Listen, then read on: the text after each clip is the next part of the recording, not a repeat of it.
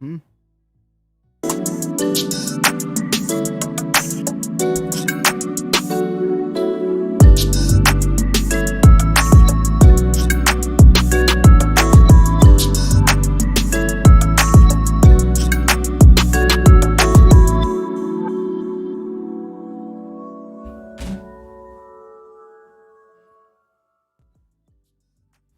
And we back with another one. Yep. Lost in the Script. What it do? Episode 64. Division. Late. How we late? We late. We supposed to start at 2. It's 2:03. But you said ain't nobody in here. With this punctuality. Ain't nobody bullshit. in here. I said at 1:57. It's 1:57. I didn't hear you say that. You don't hear. You deaf. I'm Got not. all them ears, but you deaf. All right, man. How y'all doing, man? We'll wait like 2 minutes. Let some handful of y'all Shout out to George and Regina. What up, y'all? What it do? Been a crazy week. Got some good stories. Well, we mentioned last week when Travis mentioned, really for the last 2 weeks, he been mentioning this dark matter stuff. Yeah, His spirit been unsettled. There's some other things too. With Beyonce. Oh, we're gonna get into it. We're gonna get into a little bit of It it. just randomly came in my recommendations, and then it aligns with another YouTube channel that I watch. Yeah, definitely do. Yeah, man. We got a lot of things to talk about today. We're gonna try to go through stuff a little quicker, make points quicker, I guess, because we got a lot of stuff. So you have to talk a little fast. Definitely in the end times. It definitely is, man. Definitely is. But I guess we can go ahead and start from the get go. Just go ahead and start. Start with Behold the WomanKing. The WomanKing. Viola Davis on playing real life warrior general. Now, this movie was announced, when was that, last year sometime? Huh? Yes. I can't remember exactly when it was first I don't announced. remember But I remember exactly we either. talked about it then and what it connects to. It's about the Dahomey Kingdom and the female warriors there. And back then, I thought it would be a story about the kingdom itself. But they made it into... It's about the women only. It's you know, it's the Black Girl Magic Dahomey Kingdom edition. Where Interesting Black Girl Magic references. Yeah. Little girls. Yeah, and it's But black women took it on for themselves. Kind of took it and made it about women, but it is what it is. Things happen, I guess. Let me I'm not gonna show the trailer because YouTube gonna get you. And not Don't just get us. YouTube, well, she directed it if I'm not mistaken, so I don't know what studio she's working with, but they'll hit it. She probably went through Will Smith You think so? and Jada Pickens. We'll see. We'll see. We should have looked at that before we started. It don't really that important, honestly, to me at least, because I knew when this movie was first announced, we talked about the Dahomey Kingdom obviously being a part of the transatlantic slave trade, and I knew it would be a topic, but I thought they would talk about the kingdom in whole. But obviously, based off the trailer recently, it's more about the women warriors Because they're piggyback off the movie Black Panther. Yeah, And they're focusing on the female fighters. the Dora Milaje, however you said, in that movie was based off of these women, a part of these the Amazons as well. Yeah. Was based off of these women, or at least the current modern day version of them, at least. So she says in 2015, producer and actor Maria Bello was scheduled to present an award to Viola Davis at the Skirt-Ball Cultural Center's National Women's History Museum in Los Angeles. In a flash of ambition, she decided to make the most of the opportunity. Rather than giving a traditional introduction, she pitched a film right there in front of the crowd that she had long been developing with producers Kathleen Schulman. Bethany described an epic historical drama about the African warrior named Naskia, I can't pronounce that, adding, "Wouldn't you want to see Viola Davis in a role like that?" Crowd went, wow. Yada, yada, yada. They started the movie. We would have rather seen Viola Davis in the Harriet Tubman movie, but you decided to give it to Cynthia Erivo. Yeah. Who is not Black American. So, like I said, the movie is based around these female warriors, which is funny because I keep saying that when I said this last time we brought this topic up. The very first video I did on this channel was a video about the Dahomey Kingdom, or Benin as they call it now.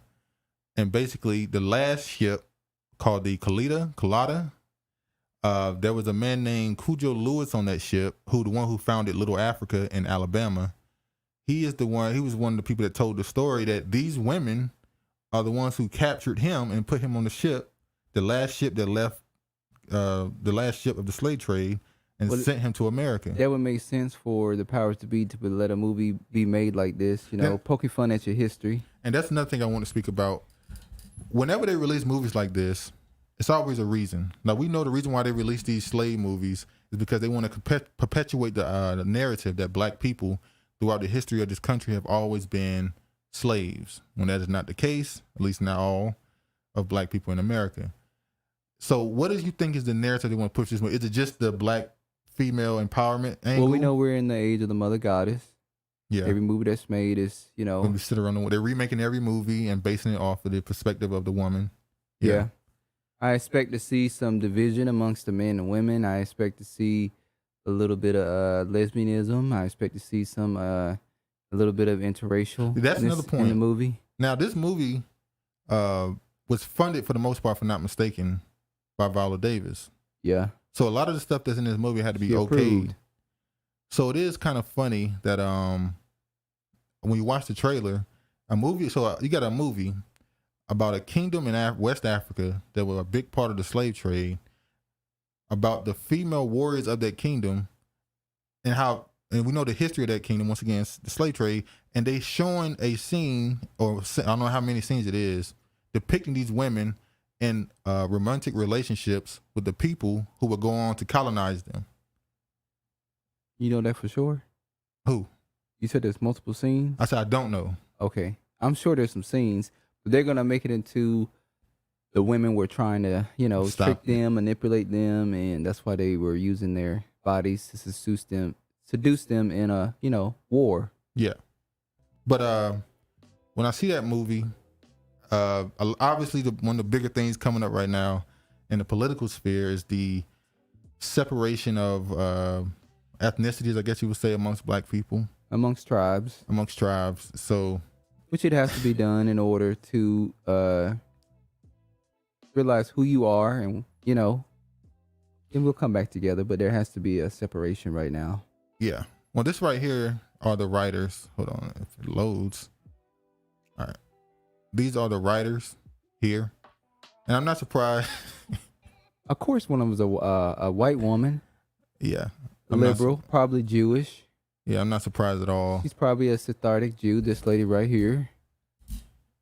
But another thing about this Viola Davis thing is she got a lot of backlash for when she did that movie with Liam Neeson. That's the what's the movie he famous for? He go get his daughter. I forgot the name of it. Jesus. Taken. Yeah, Taken. Yeah. Yeah. So she was like, we need more movies. With Liam Neeson, the one that in Europe, a white woman claims she was raped. She accused a black man. It was in the UK. Oh, he's from Europe. And he said that day he wanted to go out and kill the first black man he saw. Yeah. Because his friend had allegedly been raped by a black man. Yeah, we know how that go. So yeah, she what she's really saying is her fantasy had been lived out. So yeah, I think this movie is gonna have a lot more. It's gonna have a lot more back and forth when this movie officially comes out. I don't think it's gonna be a easy ride for that movie, but we shall see. Speaking of the separation, let me show this. Oh shit. Okay, let's get you to buy in on this, and then later you're watching like the Asians like just collect all the millions, right? Sorry about that. I'm gonna show now the Tariq Nasheed DJ Akademiks situation. Before I start with that, shout out to Mystery Man. What the? Had to reload the. All right, hold on, y'all. Sorry.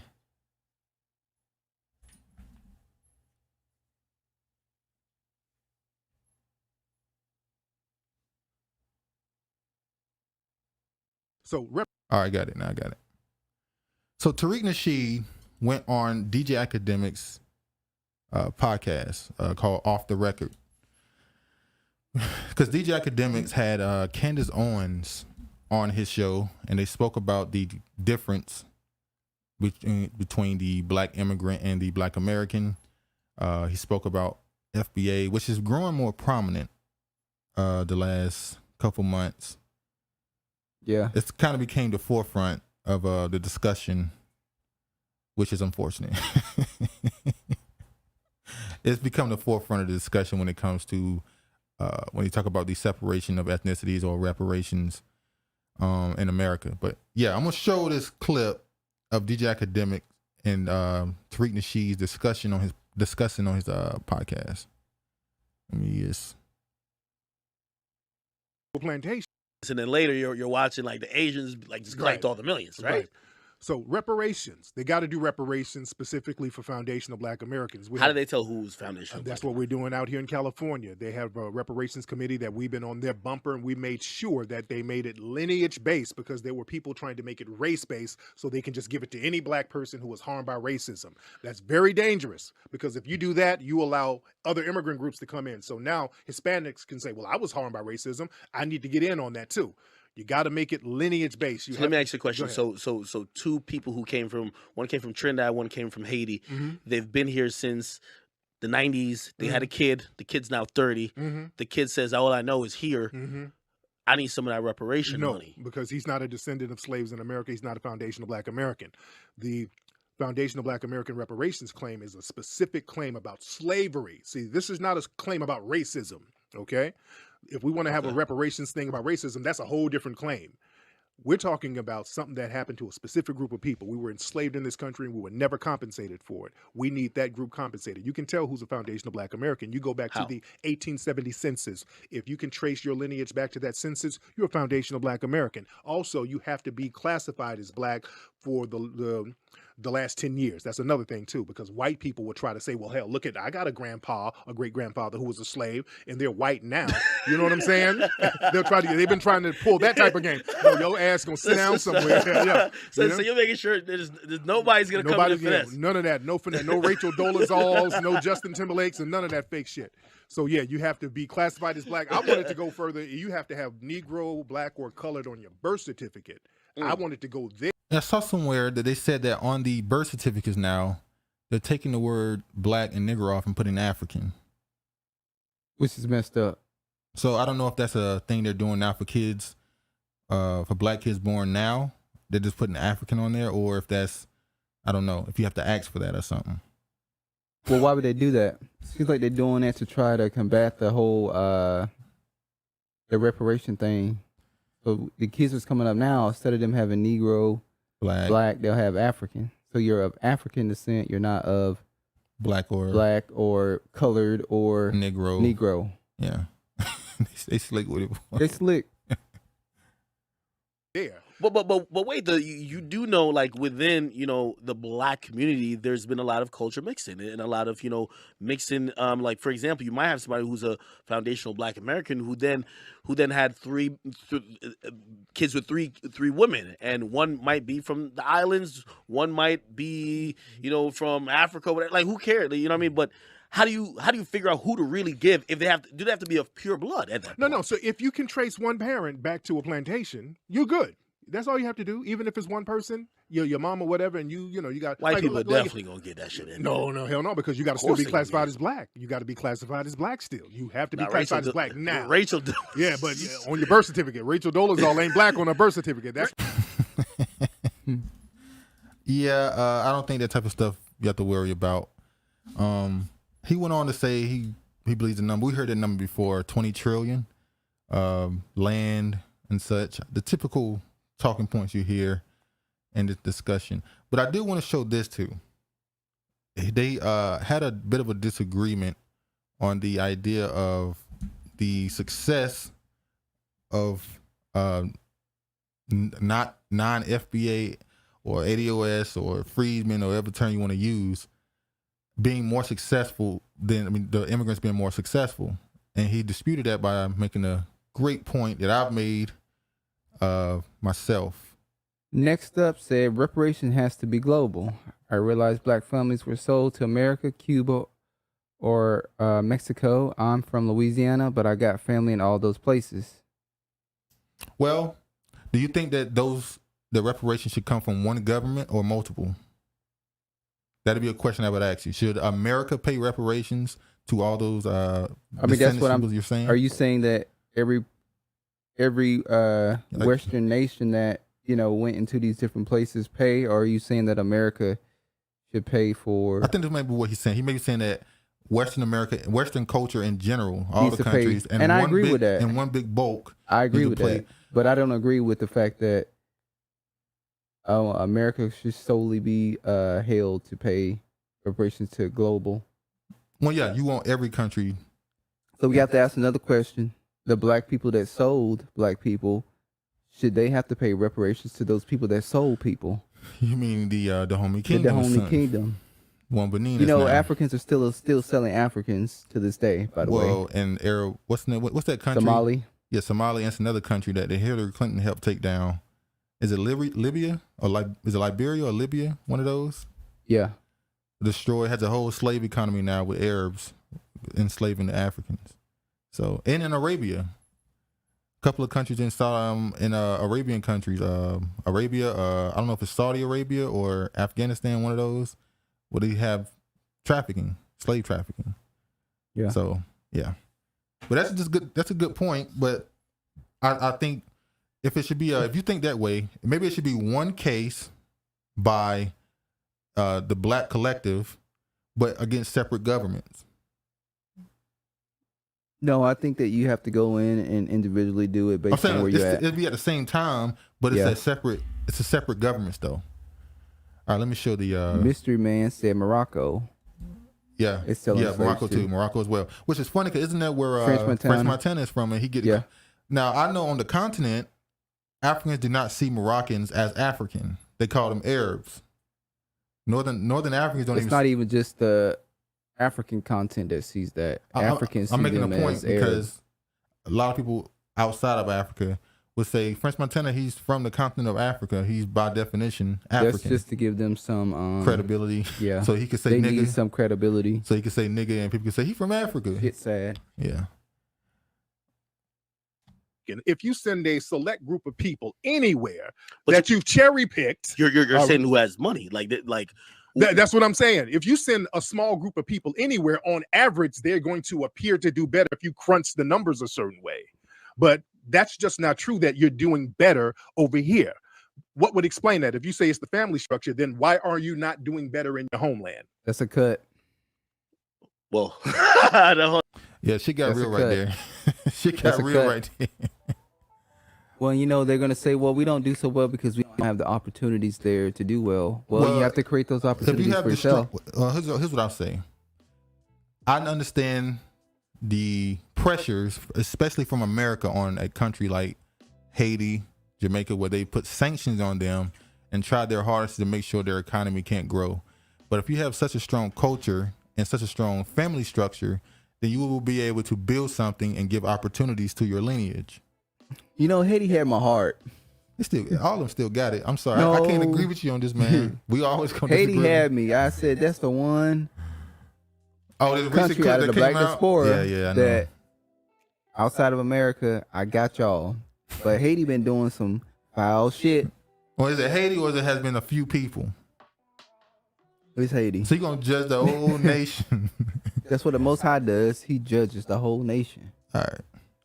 Now I want to show this recent clip. Niggas gonna say, you ain't the Most High though. Yeah, you ain't. Yeah, thank you for correcting. You can hit yourself. Yeah. See, the spirit I got on you. I just said it for somebody put in the comments section. So the spirit just got on you to correct yourself. Exactly. Let me show. This is a recent clip that came out, speaking of the Haitians, where very interesting dynamic. We watched the whole thing. The entire clip. Thing. The entire clip on YouTube. That channel is called the Wrap Up, the Weekly Wrap Up, I think. The entire clip is about 20 minutes. I believe so. The whole episode is it's a podcast, like an hour or so long. But the focal point. But the end of the show has this conversation that lasts about 20 minutes, and some interesting things. Let's just show what they said. No. I'm sorry. I can't do Americans. I need somebody with culture. I'm sorry. Black Americans got culture. Americans got culture. Keep rolling.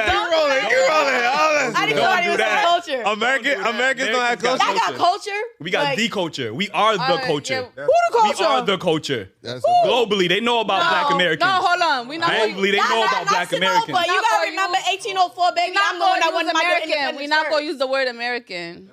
Yeah, Black Americans. I ain't gonna hold That's you. fine, but the listen, culture. 1804, I'm the reason why you have your independence. That's the He said 1804 is Which the is reason funny why 'cause Black Tariq- Americans have their independence. Tariq That's some Nasheed- bullshit. Which is funny because Tariq Nasheed had the documentary he did on 1804 about the revolution, a Haitian revolution. It's come back in to, 1804. haunt him full circle, hasn't it? Yeah, he definitely responded to this. 1804, the Haitian Revolution was a great uprising for Black people living in the West, but it did lead to the Louisiana Purchase of America because Napoleon, who was fighting, he was very spread thin. I don't want to take credit away from We Haiti. don't want to take away from, the accomplishments that they Haiti did. But we earned- niggas wait. got to tell the truth. Haiti won their independence. They earned their independence. They fought for their independence. But we need to be honest and say that Napoleon was trying to be a world conqueror at the time, and he was very spread thin, as I'll say. Michael said, what has the Haitians done since 1804? Oh shit! I could really say, Nah, leave it alone. See, who said that? Who said that? Michael. Look, bruh, you about to turn him up. Just chill out. You about to have him on here talking crazy. Just leave it alone. Is she talking crazy? Well, we about to respond to her. Yeah, I'm going to respond. But 1804, or you're earning your independence, was a product of a lot of things going on at once. Napoleon was very spread thin. He was trying to be a world conqueror at the time. He was forced to sell sell Louisiana in the Louisiana Purchase because he was spread thin and he needed funds for other wars he was fighting. But they tell you he then sold it because Haiti costing so much money. Haiti was a product of a lot of things going on. I'll just say that. Well, we would have to say, they could say in that era that Haiti cost them a lot of money because of the sugar canes and blah blah blah. Yeah, that's a part of it. But they literally are not getting anything from that island, the United States, because they're trying to make them pay back from that 1804. Yeah, thing they've had a knee on their neck since then. So knee on their neck. Yeah, it's more than a knee on their neck. Yeah, it's been worse actually. It's pretty bad for I think them. we mentioned that in early 1900s, the United States, a bank from the United States was a Citibank, sent the United States military into Haiti to confiscate the gold because of the debt they said that they owed. Matter of fact, they was in Haiti for a few years. I think it was around early 1900s. What happened? Next up said the only difference between Western Hemisphere blacks is language and accents. We have some of the same feature, nose type, and eyes. Agreed. I agree. But I'm not gonna lie, you can tell the difference between that's called when you come to America. Environment causes certain differences, obviously. The features are similar, but at the same time you could tell. No, what I'm saying is your environment dictates some of the changes you have. For instance, if you're in a certain place and certain features are seen as more attractive, those people will procreate more than in other places. Somebody might like this feature more in this culture, and this feature over here and this culture is more prominent because the culture dictates how the lineage progress. So that's kind of part of that. But let me go ahead and finish showing this.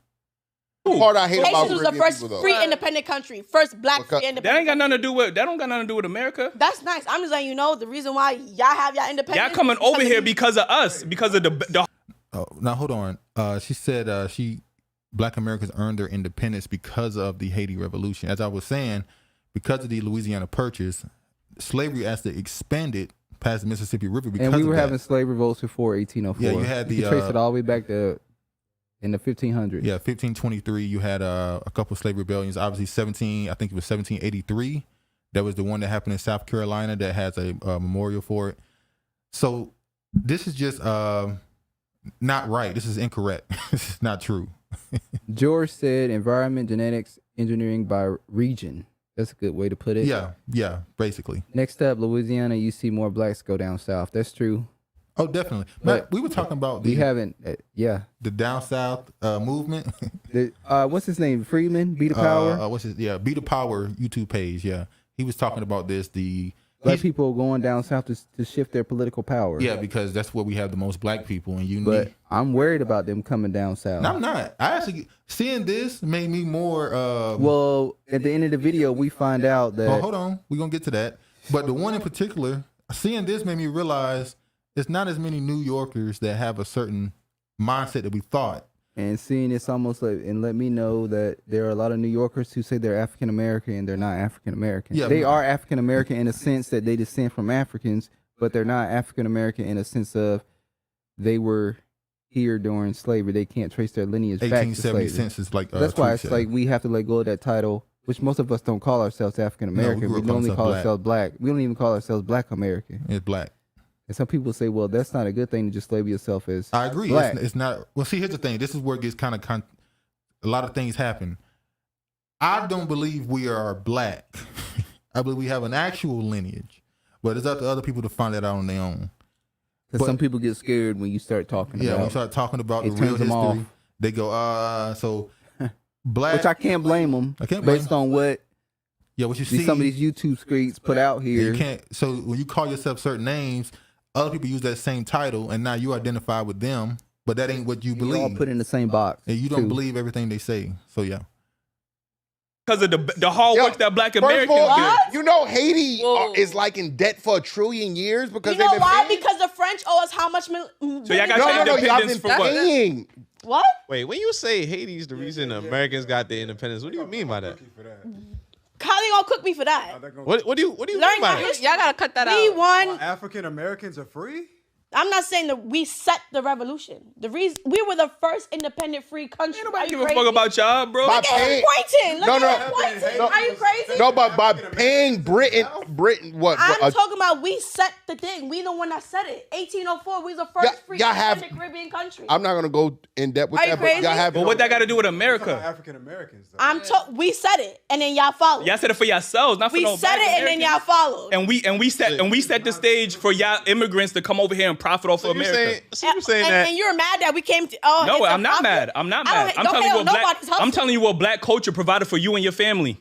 How that provided for me and my Because family? we set the 'Cause you standard. came here. I don't. We set the Who standard. came here? I didn't come here. You Your here right family now? did? My family came here. What? Ryan said, at next up, blacks were doing really well in Louisiana in the early 1800s until the Haitians came over. Oh shit! Oh shit! Here we go. Here it go. Y'all set that Oh, up. well, I might as well pop off then. He popping off in the comment section. But nah. This- Are we done with this clip? Are we going to show another clip?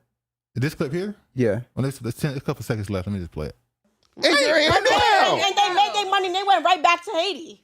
So what's up? So why you ain't go right back to Haiti? Because why would I come back to Haiti? I'm Gucci where I'm at. Where your parents live? They're here. What? And they She said her family went back to Haiti, but they're here. How did? Yeah. Michael Moon, FBA set the trend for music, inventions, etc. That's true. Well, if we really want to go there, Black Americans. Look, this is another thing. Look, It's envious. no, look at you already going. Let me say this. I don't agree with everything the ADOS FBA thing say. This is me. I'm speaking for Duke, not Travis. This is Duke speaking. I don't agree with everything. I agree, as I always say, politically, not necessarily from the context of separating completely, socially, everything, just completely separating. I believe the idea of being able to identify ourselves by our ethnicity is important because division creates an ability to see what the differences are so that you can create an actual unity without bullshit being incorporated into it. But I will say this. When you look at Black Americans' impact across the globe, we're not talking, for a sad reason at least, when we talk about Black culture, we immediately go to music. It's like, that's entertainment. The real culture is what we did politically. When you look at civil rights, this, not just civil rights, but I was going to go past that too. I was going to go up further. yeah, you can go all the way back to even people we may not always agree with, W.E.B. Du Bois and all those guys in the early 1900s. They were not Black Americans. Huh? I didn't W.E.B. mean, Du Bois were what's not his Black name? Americans. The one Dr. Umar says is his, geez, how I forget his name? Frederick Douglass. Frederick Douglass and all those type of guys. He may not even be black. Because his father? His father. Well, what I'm going to say is Black adjacent then, damn it. But what the African American culture created academically and been able to convince, because you got to remember there was a whole movement coming along in the 1800s with this evolution shit where they were saying that black people were naturally inferior. So imagine the black people at that time who were dealing with openly people calling themselves scientists, people with doctorates, PhDs coming out saying, "Oh, black people are just inferior. They're not as intelligent." What they really was saying were black people are superior and they're highly intelligent, and we see that as a threat. Wait, pause. What I'm saying is those black people had to go against that. They had to go into these academic institutions and prove themselves, not to just their own people, but to the other cultures, and convince them, to inspire them that they can pursue better in life outside of America even. You got some people on your ass. Let's see, go ahead. Now tell us, what is it that you don't agree with, FBA people? I said, see, I didn't say FBA people.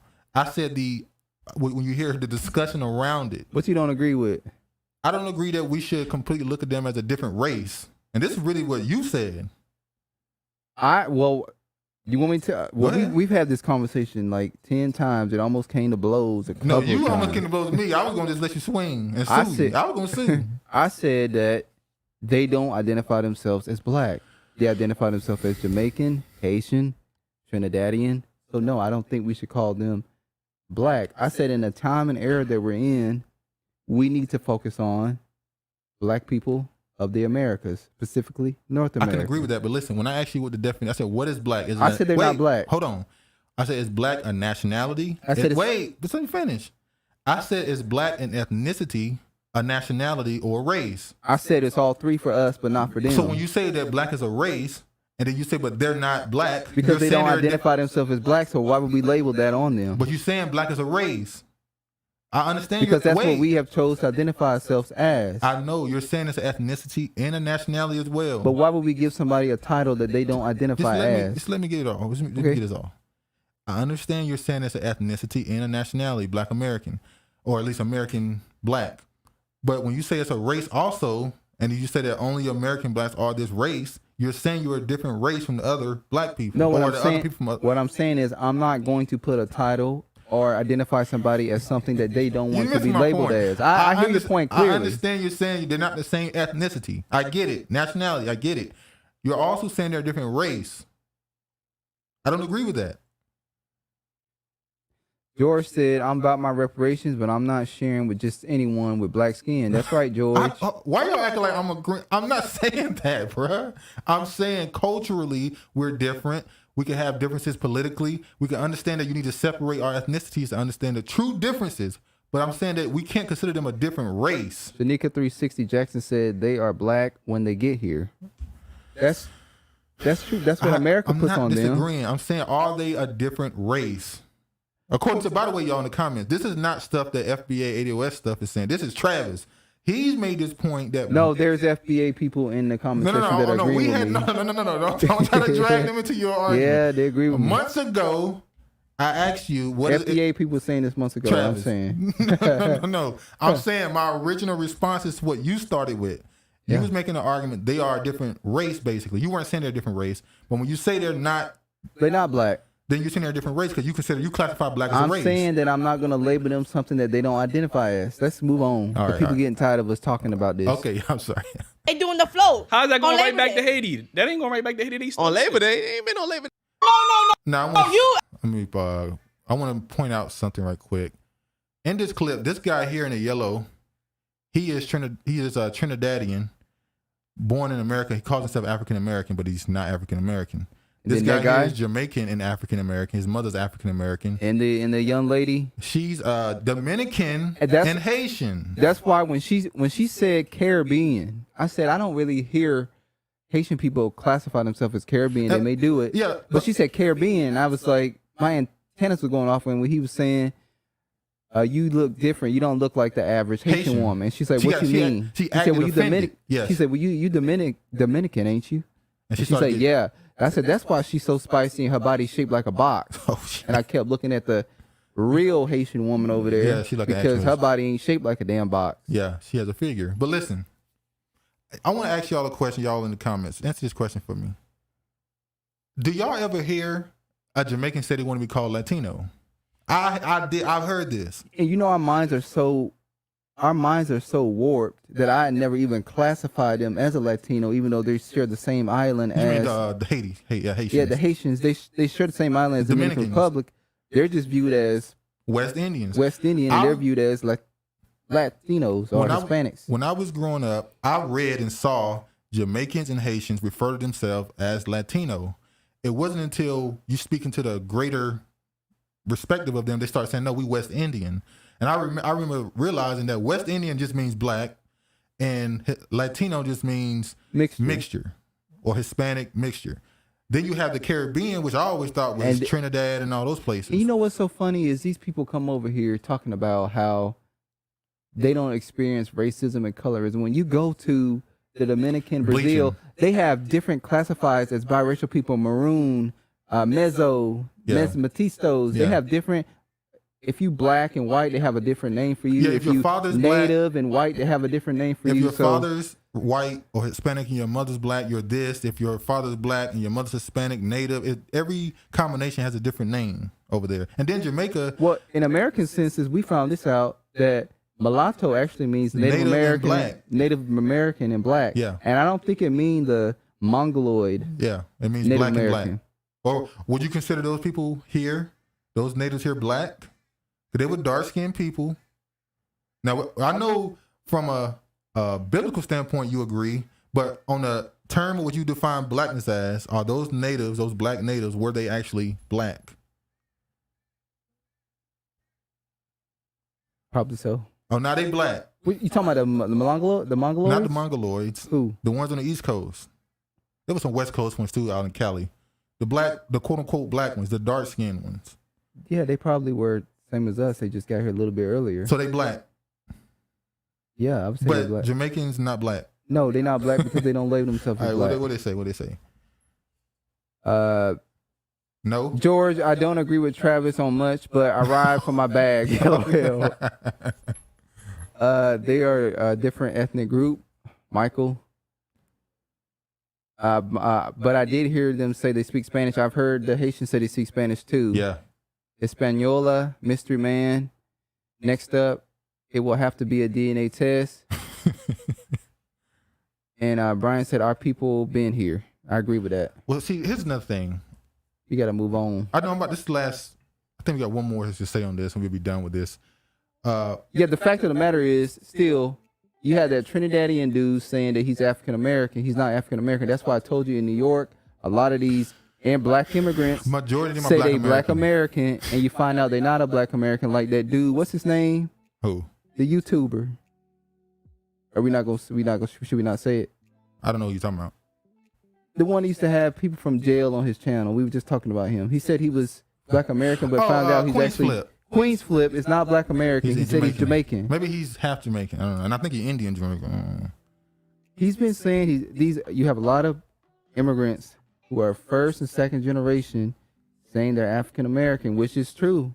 They are descendants of quote unquote African American, African, so they label themselves as African American. That's why I said we have to get rid of that title, which we don't call ourselves African American, no way. But yeah. I was about to ask a question, but we'll move on. But I'm gonna show this clip right here. So we've come to the understanding that you consider the natives here black. You still gonna keep riding on this thing, huh? Let me just show this clip here with this final clip with DJ Akademiks and Tariq.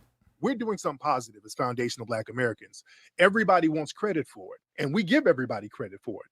Well, like, yeah, you want to get credit for our music, that's fine. That's why we see a lot of people talking about Jamaicans created hip hop, which is not true. No, we did. How so? Oh, let's get into this. How you create hip hop? Well, okay. Come on, let's get into this. Let's get into this. How you create hip hop, man? Well, I didn't create hip hop. No, how did Jamaicans create hip hop? But I'm gonna. I heard it was because of Jamaicans. I'm just here telling you the narrative I've heard. We're gonna clear that up. The narrative, because of Jamaicans that inspired Cool Herc to go to the Bronx, do whatever. That's what I've heard. And by the way, for my people from the islands. I'm trying to be our representative, and I'm here to be a buffer. You know what I mean? I'm here to be a buffer. We're gonna clear these lines up, though. No, hold up. I'm gonna get somebody in the next room to Google the joint. So you're trying to don't take it from us, Jamaicans. Now, come on. Y'all didn't create hip hop. I'm sorry, brother. There were rap records in the 1960s. Pig Meat Markham had a couple of records. What was the first hip hop record? Well, the first technical hip hop record, it's a cross between King Tim III and Rapper's Delight. The first technical hip hop record doing what they were doing at the parties in the Bronx, a record. But rap records existed going back to the 1920s where people were rapping on beat. Foundational Black Americans, we've been doing that. Gospel troops rapping over the beat. Even the word rap, that's something that Foundational Black Americans were doing in the 60s. The word, the term, even rapping on beat. I just realized. Let me tell you, a lot of these black immigrants can't rap on beat, or the American, they can't rap on the American beat. It's different rhythm. Their rhythm is different. Well, it's different. That's why I say we're different. It's not because we all have a different rhythm beat. It's environment. They listen to different music, so they have a different tempo. They dance different too. They do a lot of different culture. Feet. It's a culture. Black Americans tend. That's why when she was like black Americans don't use their body. They don't whine and grind. I'm talking about the full podcast. We talked about Washington. But I'm like, black people typically, when they dance, they use their whole body. They don't just use their legs or whine their hips. Whine their hips. Yeah. And let me tell you something. Those black Americans have a lot of wicked things about them too. They want to have that damn twerking spirit. The black Americans. I'm talking about black immigrants. Sorry, they have that spirit on them too. Hold on, what? Black Americans don't have the twerking spirit on them? It's different though. How is it different? They have rhythm when they do it. Wait, they have. So you say they don't? Now you saying immigrants don't have rhythm? Their rhythm is different. I swear, boy, y'all get crazy. Boy. All right, let's move on. The tethers just have a different rhythm. Now you're using slurs. By the way, that's kind of a slur at this point. That's becoming our version of the Akata. Is it not? Some things come back full circle. When they said we call them African booty scratching, they bring that up a lot. We call ourselves African booty scratching. They bring that up a lot. But we moving on. Enough of that topic. All right. What? Go ahead. It's about to die down now, y'all. CERN Large Hadron Collider fires up for third time and unlock more secrets to the universe. Dark matter. Have y'all? I don't know how many of y'all had kept up with it, but this CERN phenomenon where they turn this machine on that shoots particles at the speed of sound, and they're trying to collect dark matter. And they think it opens up a portal, which is the portal to let demons in. But the point is, y'all have to have noticed a difference in when did this thing first open up? 2018 was that? No, that was 2016. 2016. I heard about it from Pastor Darby. There's no way y'all haven't noticed a change in energy on the planet. I've been saying this for 3 weeks. There's a shift in energy. Yeah, you have. Matter of fact, outside of their facility, they have a statue of the Shiva the Destroyer. With does she have 6 hands or 8 hands? Or probably, 4? It's either 4 or 6, one of them. Hold on, let me look. Low. I think it's just 4. Hank said that's crap, CERN. So she has 4 hands. I think she has 4 hands and 2 legs, yeah. But there's a baby that was just born, which it's amazing India? In the Middle East in India specifically, how many kids they have that have 8 arms, 4 legs. There's a kid that was just born that has 8 arms. Yeah, and they just so happen to worship a god that has 4 arms. Yeah, so you can't make this shit up. Yeah, it is what it is. I want to show y'all this right here too. A Georgia monument seen by some as satanic was damaged from the pre-dawn explosion. Y'all know that what they call the American Stonehenge? It's these stones out in Georgia. They've been there since 1996. 93? They've been there for 4 decades, right? Well, maybe 3. 3 decades. Little. Well, they were finished in the 80s. Finished building in the 80s. I think they put them up to the 90s. So let's say 25, 26, 27 years. And these stones been out there for a while. No one knew who owned it. No one knew. Federal. Never knew who owned it. Nobody came out and claimed it. But it's been destroyed now. So they they put out this video of a dude who snuck up to it and blew it up. I ain't got to show the video. You really can't see nothing. It's blurry. Even though we got 4K cell phones, but cameras still recording like it is in the 90s. But so okay. Go into your theory, what you believe what happened. What you mean? Go into your theory, what you believe. No, you go into your theory then.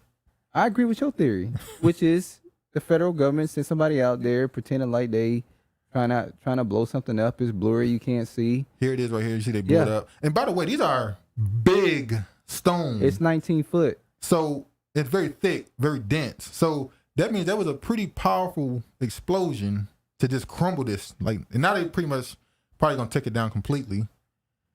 Because they don't want any documentation on what they had up for the past 30 years. Exactly. The shit about to start turn up, coming full circle. An act of domestic terrorism. District attorney promises to prosecute those behind Georgia Guidestones explosion. Now they want to give him 20 years. Now keep in mind, I said earlier that no one knew who owned it until now. Now they're saying, "Oh, this is owned by the city," and because he destroyed this on public property, it's federal. It's federal, so we can give him 20 years. Well, no one knew who owned it. So you trying to get this man 20 years for?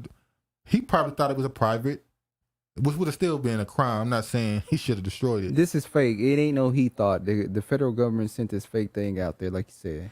So, yeah, more than likely they really just wanted to show. Let me read y'all what was on the stones.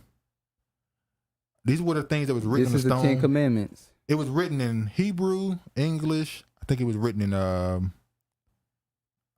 couple other languages. There's a lot of languages that this is written on.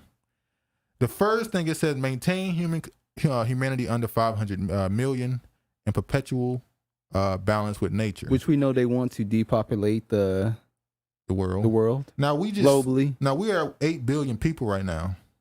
About 8 billion. So they want to get rid of 7.5. And they telling you that's too many people on the earth when we know there's a whole bunch of alone in the United States, there's a lot of empty places that there's nobody. Just get on the plane and fly, and you'll see nothing but empty spaces across the country. But they tell you, we're full. 8 billion people is a lot. Yeah, okay. Well, they might be saying it's a lot of mouths to feed. Oh, yeah, a lot of useless eaters as the millionaires. The billionaires. No, as the Jews, what they call them? The Goyim. I think that's what it's called. They want to thin out the hood. Thin the hood. Guide reproduction wisely, improving fitness and diversity. So that's eugenics. Yeah. Make sure only healthy people thrive. So Bill eugenics. Gates. Yeah. So who's the fittest people? They're not talking about fitness as in, being healthy. They're talking about what they configure people to be the most intelligent, the strongest. So they're weeding out the people they don't feel are useful. Just get rid of them. Unite humanity with a living new language. Oh, that's Tower of Babel. We all need the same language to talk to each other, which we already have with the internet. I can translate anything you say to any language. Yeah, to any language. I can speak a language I don't speak. I can say something, turn it into a new, translate to another language that I don't even understand and send it to somebody. I speak every language on the planet already. Rule passion, faith, tradition, and all things with tempered reason. Protect people and nations with fair laws and just courts. Let all nations rule eternally revolving external dispute in a world court. So one world government, all three of these. Avoid petty personal laws and useless officials. Who are the useless officials? Are they saying they want the AI to run the world? Artificial intelligence? I mean, there are useless officials, a lot of them. Balance personal rights with social duty. So get rid of any constitution to any country. No sovereignty. Prize truth, beauty, love, seeking harmony with the infinite. Worshipping of the same God, infinite. That would be with Gaia, mother goddess. But be not a cancer on the earth. Leave room for nature. Leave room for nature. They make sure to say it twice. So worship the earth, the globe. The mother nature. Goddess. Yeah, mother goddess. nature. Yeah, Gaia, the one who went against Zeus. This is where we George, elite only have a few weeks to serve them as gods. Well, they have the AI. Elite and only a few weeks have to serve them as gods, yeah. Well, they have the AI on their side, so how long? We told a story a couple of weeks ago about Google, one of the Google people saying that they believe that their AI system has talk back to them, understand, has feelings and soul. So how far are they on that? They way farther than that. When they start releasing information, telling us stuff like that, they mean they're 10, 15, 20 years past even this. Yeah, they're pretty much already gone. Mark Dice. Remember, and by the way, another name. I was reading this article that I got from another show. I'm not going to show it. I ain't going to show it. How the Georgia Guidestones became magnet for conspiracy theories. There was a guy named James Conner back in the day, like 2007 or 2005, should I say? I thought it was John. Yeah, John Conner, I'm sorry. Who wrote an article or published a blog where he said he wanted to destroy the Georgia Guidestones. And he got the name John Connor from the movie Terminator. It turns out the person who wrote that was Mark Dice. I'm sure if you've been on YouTube for a while. So how many aliases names does he have? I don't know. When he republished a blog or post with his actual name on it. And his name is not Mark Dice. His last name is something different. And I always say, why do these people have... It's one thing to use your nickname. Like, this is that my name Duke is actually my nickname in real life. They didn't give me a nickname. I was just a... They did give you a nickname. I do not have a nickname. You want me to say it? They did give you a nickname. He giving me the death stare, so I'm going to leave it alone. They did give you a nickname. You just didn't like it. Beyonce's Renaissance horse imagery sparks apocalypse theories. I saw this on the YouTube channel, Truth Unedited. Yeah. And when he said that Beyonce has posed on every horse, you mean it? On that the Bible gives in Revelation for the apocalypse, she has literally posed on every horse. Yes. So sometimes we think Beyonce is just acting out her, thing in Hollywood, being Celine on the horse or the Mother Goddess. But I'm starting to look at this thing like, is Beyonce trying to tell us one of the seals is about to be open, or has one of the seals already been open? Possibly. You can see on her latest album, that's the pale horse. She's on the pale horse, and that is the horse of death. So, and then she was on the other horse, the Conqueror. Yeah. The first horse is the Conqueror. Yeah. And she's on the red horse. On the silver horse, I'm sorry, not white. The red horse is supposed to destroy peace on the earth. And then you have the black horse. Ain't that famine on one of those? Yeah. So how far are we into the end times as we believe? And you know what the crazy part is, that this random apocalypse video from the History Channel literally popped up on my phone sometime during this week, which I already know about it, but sometimes you still watch stuff. Yeah. And then he does a video on this. It's just like, everybody who's supposed to get this is on the same accord. On the same accord. Like, I see people on this channel that I see on like 6 other channels, and I'll be on like 30 other. It's like everybody looking at the same things. Everybody watching the same content. It's like a circle that I try not to be in an echo chamber. I try to watch people I disagree with on purpose. I don't. I try to read people's comments, not on our channel, but read people's content across social media platforms that I disagree with. Because I just don't want to be where everything I'm saying, everybody else is saying, and it's just like an echo. I'm just hearing what I already believe. You in a cult. Yeah, I don't want to feel like everybody is saying what I believe. I want somebody to say, no, that's stupid. And you want somebody to make you, you want to be like that dude, change my mind, the white dude. Oh, yeah. What's his name? Yeah. The only good videos he had on his whole channel is those Change My Mind. I don't even watch it no more. It's been like a year, maybe 2. Emitt Till. Time going by fast. Emitt Till protesters stormed senior living facility in search of woman accused of setting lynch mob on him after 1955 warrant for her arrest and unearthed in Mississippi courthouse. That's what she's supposed to do. Let me say that I talked about this. This is last week or the week We've before been last? talking about this for a while. No, I'm talking about this particular story of the warrant. That was last week. And I said they brought this out for a reason. It's voting time, and every time it's time to vote, they find a way to bring Emitt Till up to get you to be motivated and angry. They always stir up black people during the summertime too, for some reason. But I will say this: the only good thing that came from them bringing Emitt Till up is this: niggas pulling up.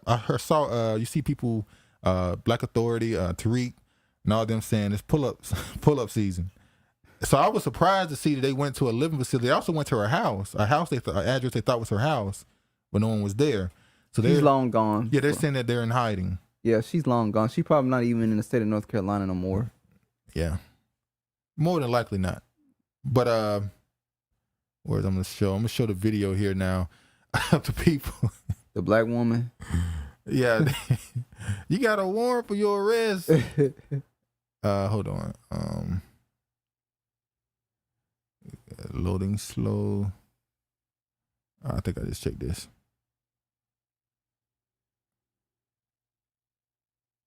Come on, thing. You know that 5G internet trying to get you. Let me tell you something. The internet has been terrible for the about past 2 weeks. 2 weeks. It's been about 5-6 months. It's really been bad for the past 2 weeks. Yeah, definitely 2 weeks. It's been going out. Like we in 2022 and the internet. T-Mobile just waiting for you to call them up and say, my internet been, acting crazy. Oh, you want to upgrade to 5G? It'd be super fast. No, bitch, I don't want to upgrade to no 5G. I want you to fix my internet and stop working. Well, sir, I don't think that we're going to be able to do that unless you upgrade to 5G. Well, you know what? Cancel my service. Like, well, fuck you then. All right, let me. If that's a black woman. Oh, yeah. Oh, nah, you can't cuss them out. No, they'll tell you, sir, if you don't change your attitude, I'm going to hang up. Let me tell you something. I called IRS before. I got 2 instances. I called the IRS. And you had a light version and a dark version. I had a white woman. I think it was a bot. I don't even think it was a white woman. I think it was a bot, and it was so they would just let me say stuff and courteous. Yeah, customer courteous. Service. The customer's always right. The person, the customer's not always right. Though. Nah, they're not. I called again, and a sister immediately the first line she was checking me. She set the tone with a conversation from the first beginning. line I was like, yes ma'am. I didn't even say nothing yet. To do. I didn't say anything yet, and I'm already yes ma'am.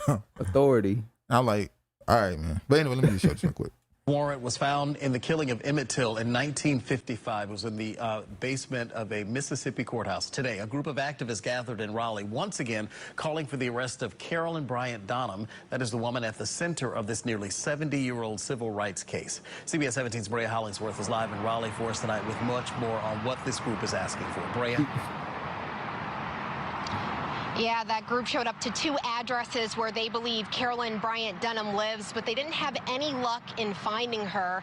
Donham has been a central figure in this case for years. Yeah, we got proof of how niggas really talk when the cameras start rolling. Why do niggas get on these news stations and talk in these high Because that's voices? viewed as professionalism and how you're supposed to talk when you're talking in the media. That's media training voices.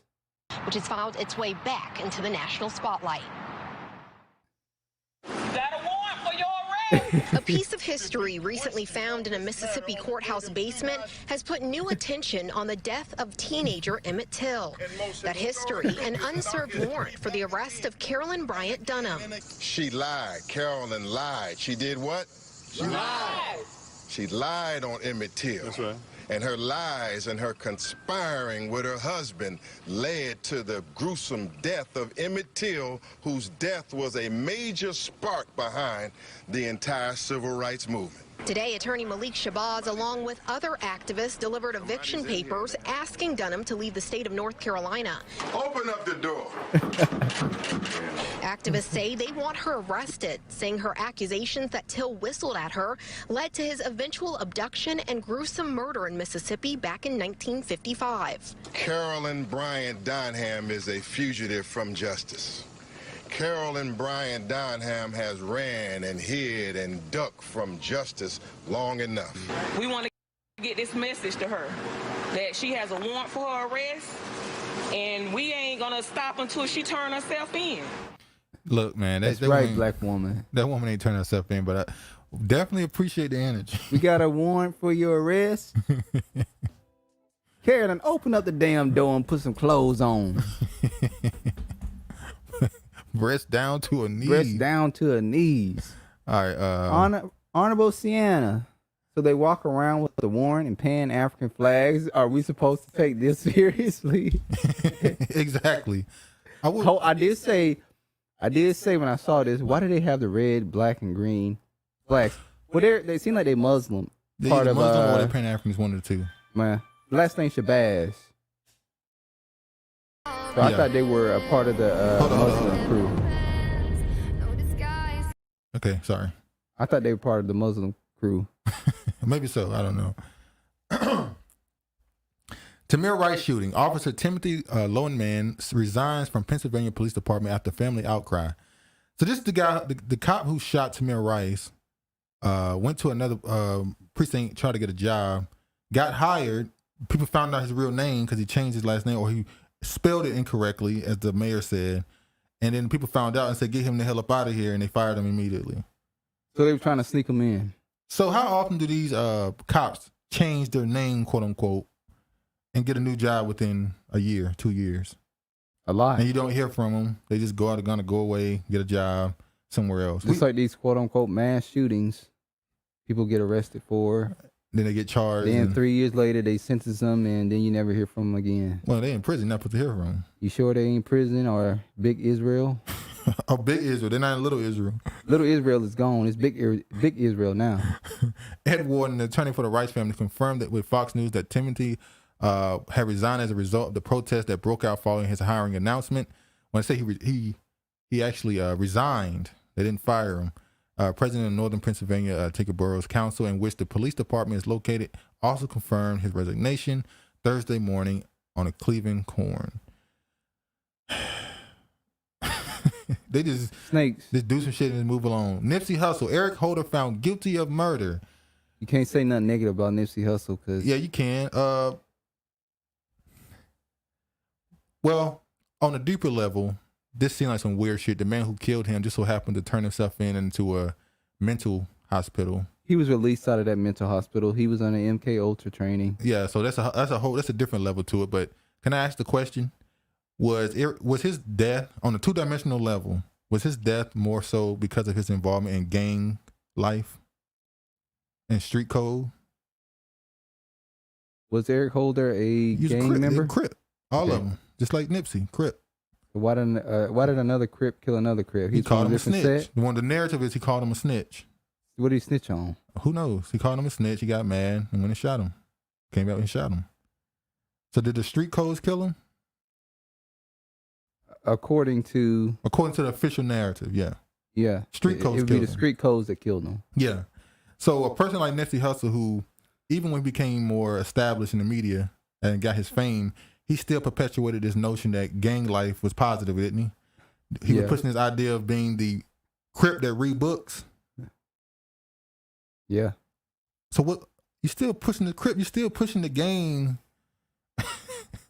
And I understand the original purpose of gangs to protect their neighborhoods. Well, Nipsey Hussle will be, he's a half. He's a retrained, and they say African American. He's a retrained Black American. I don't know. His mother look a little. It remind me a lot of it is the California. enigma that is Wallow and Gilly the Kid. They're Ethiopian or Gilly whatever. the Kid is definitely he looked more. But Wallow is like, I don't know. His mom seems to be, or not his mom. His mom seems African American. He might be African American. I don't know. And then Gilly's father might be African American, and the mother might be Ethiopian. I think Gilly Ethiopian. 100%. I think Gilly Ethiopian. But he may be. Who knows? Bodega worker in Rikers on murder charge after stabbing attacker in self-defense. This story. Honorable Sienna says Shabazz, another 3 red flags. She said they're another Pan-African group. Yeah. Oh, yeah. The Shabazz last name? Yeah. When they changed their name to Shabazz. A man in New York named Jose Alba, however you say it, Alba, he was in a store. The official story is he was in a store, and a woman who they say, I saw some people say the woman was white. I don't know.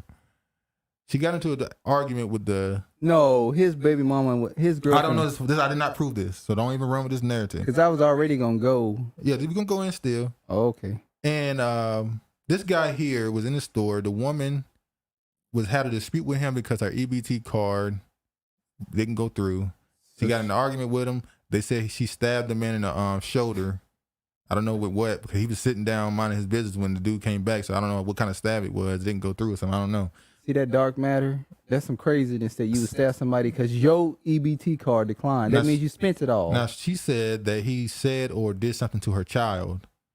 Told a little girl she couldn't have what she had in her hand for free, and she had to return it or pay. Then she went back and got her boyfriend, who then came back to the store, began to push him around, and the man ended up stabbing him and killing him. And he died in a Maury shirt. which is even crazier because there has to be a fake shirt because there's no way you wearing Amari and your girl got an EBT card. So he got stabbed and he's killed. This man was arrested. He was then released. And he was arrested for murder or second-degree murder, I believe. And now he's under a misdemeanor. They released him. He got a court later on. He got out on bail. So this is where we have to go into the whole black man acting off of emotional, which is feminine. Exactly, it's a feminine trait. So because first of all, go ahead. Go ahead. You go. If your girl just came to you and explained the story, what happened to you, you can't go in and emotional because you don't know what somebody got on them. Just because it's an old man don't mean he ain't packing. Listen, you can't get sent off. You need to investigate before you act on stuff. You can't be getting sent off. People look. I'm an observer. You can't. Somebody come and tell you something. You take their word, but then you make sure you go see the other side of it before you pop off. Now I understand that's kind of difficult when your girl, your sister, your mama. It's not difficult. Is coming to you and telling you something. You like they wouldn't lie to me. It's not about them lying. They would though. No, it's not about them lying. It's about getting the force. They might be telling the truth. What she said might have actually happened. They would lie though. I'm not saying they won't. Because they want that. They want to get you riled up. I'm talking about sister and mama included. Yeah. Sometimes people tell a part of the story. Now I saw a PhD woman say that omission of all the facts isn't a lie. So I'm gonna go with what she said. That is a lie, but they tell me it's not a lie now. If you tell half the truth, it's not a lie. It's still the truth. So we in an era where good is bad and bad, right is wrong. It's a psychologist. It's a therapist who said this. So a lie is no longer a lie anymore. No, unless it's a complete falsehood. That's what they say. When he stepped into this store, he should have been on guard because most stores have store owners have guns on them. First of all, well, keep in mind this is New York, so this man is obviously a different race than him. So naturally, a person who understands stuff, you're going into another man's store property of a different nationality. Well, not nationality, but he already knew what he was coming into the store for. It seems to me. Well, yeah, he came in on 10, and the man put the blade out and got him out of here. And he died for a bag of chips. And now his girl gonna just move on with her life, and that's how they do. They get you out of here so they can get who they really got. This is the dude in the house. And I found it. They put up. This is in New York. Yeah, he's moving from New York. Is he Black American? Here we go. We got that. Let me say this about the Black American crime rate. I saw Tariq say that all the crime has been perpetuated by immigrants. It ain't Black American. Honorable Alcina said so. It is possible that one could afford and then fall on hard times. Well, that's true, but I would imagine if you walk around in a Amari shirt, you probably, more than likely, ain't gonna have trouble buying a bag of chips. I mean, unless you fell down far. Or you spending your money a certain way. It is COVID. Or you spending your money a certain way that's a bit reckless. Are you living beyond your means? Honorable Alcina, is he African American? She saw the picture. Yeah, but you just asked the question. I don't know if he's African American or not. His name is Austin Simon. That's two names. That's not normal for Black American. Niggas he from West Africa. Look, I'm not saying he's Black American. I mean, as we've seen since 2015, I'll say, with Tony Yvette, they've made people go back and investigate. So I went back and looked at a lot of the things in quote unquote Black American culture, and we figured out that those ain't Black Americans. When we look back at the sexual imagery, we can get into that when we go to the Congresswoman. Okay, we'll stop. We'll pause there. But yeah, I don't know what a man is, but I'll say this. Vet yourself along with other people. And you just can't. You gotta be an observer. You cannot walk into a situation being hostile. Exactly. I like to, like you said, I like to review both sides and then come to a conclusion at the end. And base it. Now look, if you came in and you asked him a question like, what's going on, what happened? He was like, started getting rowdy with you and was pointing. Yeah, I'm not even saying then you would immediately hook off, but let's say for instance, an employee don't do something. Instead of me going, I wait. Yeah. 5-10 minutes, see what happened, and then they finally do it. instead of me going, you need to do that or that, and then it's just like, well, damn, can I get a chance to do it for you all on my back? Yeah. Telling me what to do. Yeah, you micromanaging. You said you're not a micromanager, but damn, it seems like to me you like to micromanage niggas. I'm out of here. I can go get another job making $20 an hour for this chump change I'm being paid here. Oh yeah, people ain't taking that nap, boy. People don't take shit now. One bad if moment. You tell them, I quit. You know, you could have worked. I'm out of here. I don't have to take this treatment. How does it that petty? This is petty. This is petty bullshit. All right, let me. He was previously married in a female. Art Barcina would have got some facts on his ass. Let me see. He was previously married and the female hand looked white. I've concluded he ain't African American. Probably not. Look, the black areas that I saw, what I see black Americans that live in New York is saying, they're saying Harlem is still pretty much, for the most part, black American. That would make sense because Harlem was called the Black Mecca. The Black Mecca. Which is funny because Harlem is also another, in American terms, can be turned into Jerusalem in Hebrew. Yeah. But yeah. So Harlem, for the most part, from what I read and saw, is black still. It's still black American. Even though there's some immigrants sprinkled amongst them. I think mostly white people are trying to get into Harlem. What's that Caribbean seasoning you like using? Start with the S. Oh, why you acting like I only like... Honorable Sienna gonna be like, are they No, ain't no Caribbean. Yeah, he done gave up Lawry's for a Caribbean seasoning. They ain't the only seasoning. It ain't got no flavor to it, by the way. It's just literally color. But, you know, yeah.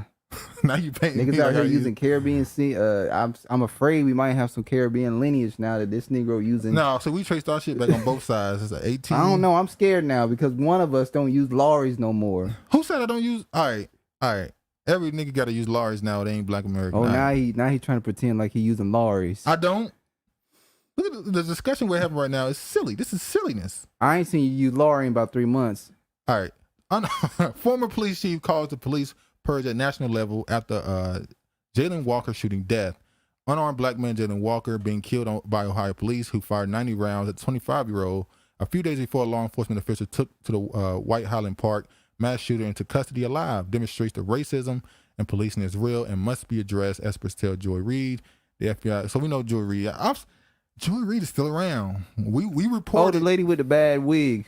We were told by reports that she was going to be gone by April. April. She did something. She in them back rooms on the casting couch. But they did say that her ratings are still tanking. If your ratings are still tanking, that means they're using you to put out an agenda. We still need you. Well, she's the first black woman. She's the first immigrant black woman. Well, they said that. There's a lot of the first black immigrant thing going on that they classify as first. But I'm saying that their headline was she's the first black woman to get a TV show. Yeah. Right? But they call it prime time. Yeah. So they can't get rid of it too quick or it'll look bad, wouldn't it? She's the first black immigrant woman to get a spot on. I didn't say she's prime time, and it's because she probably was on them casting couches. Now you're calling a woman now you're accusing a woman of whoredom. A lot of them do it in that industry. Well, it's true. It's the industry. A lot of them do it out here in the real world. Exactly. The casting couches everywhere. Jacob Blake's father and Breonna Taylor's aunt arrested by Akron police. So they was at a protest for Jayland Walker, and they were arrested. You right, Honorable Sienna. You right. That's the exact seasoning that he used. She said. Now hold on, Honorable Sienna. How you know about that seasoning? See, she used it too. You season it too, baby. See, George said, "Duke don't season. Duke don't seasonally sold out. Done." Hold on. I guess I just got saved because I'm pretty sure she used it too. Then no, Honorable Sienna probably been doing some research on don't try to bail her out. She used it too. You got to do some research on your tethers. You about to say your enemy. You about to say your enemy. See, y'all see how far he going? I was about to say a tether because no. Oh, that's yeah, like that's better. Yeah, like that's better. Now you're ashamed of yourself. You got quiet. Jacob Blake, father. Yeah, he feels ashamed now, y'all. Jacob Blake's father and Breonna Taylor aunt were reportedly arrested while protesting the police killing of Jayland Walker in Akron, Ohio. Protesters have been taking place in Akron since Walker, 25-year-old black man, was killed by police in a hail of gunfire following the pursuit in the early hours of June 27th.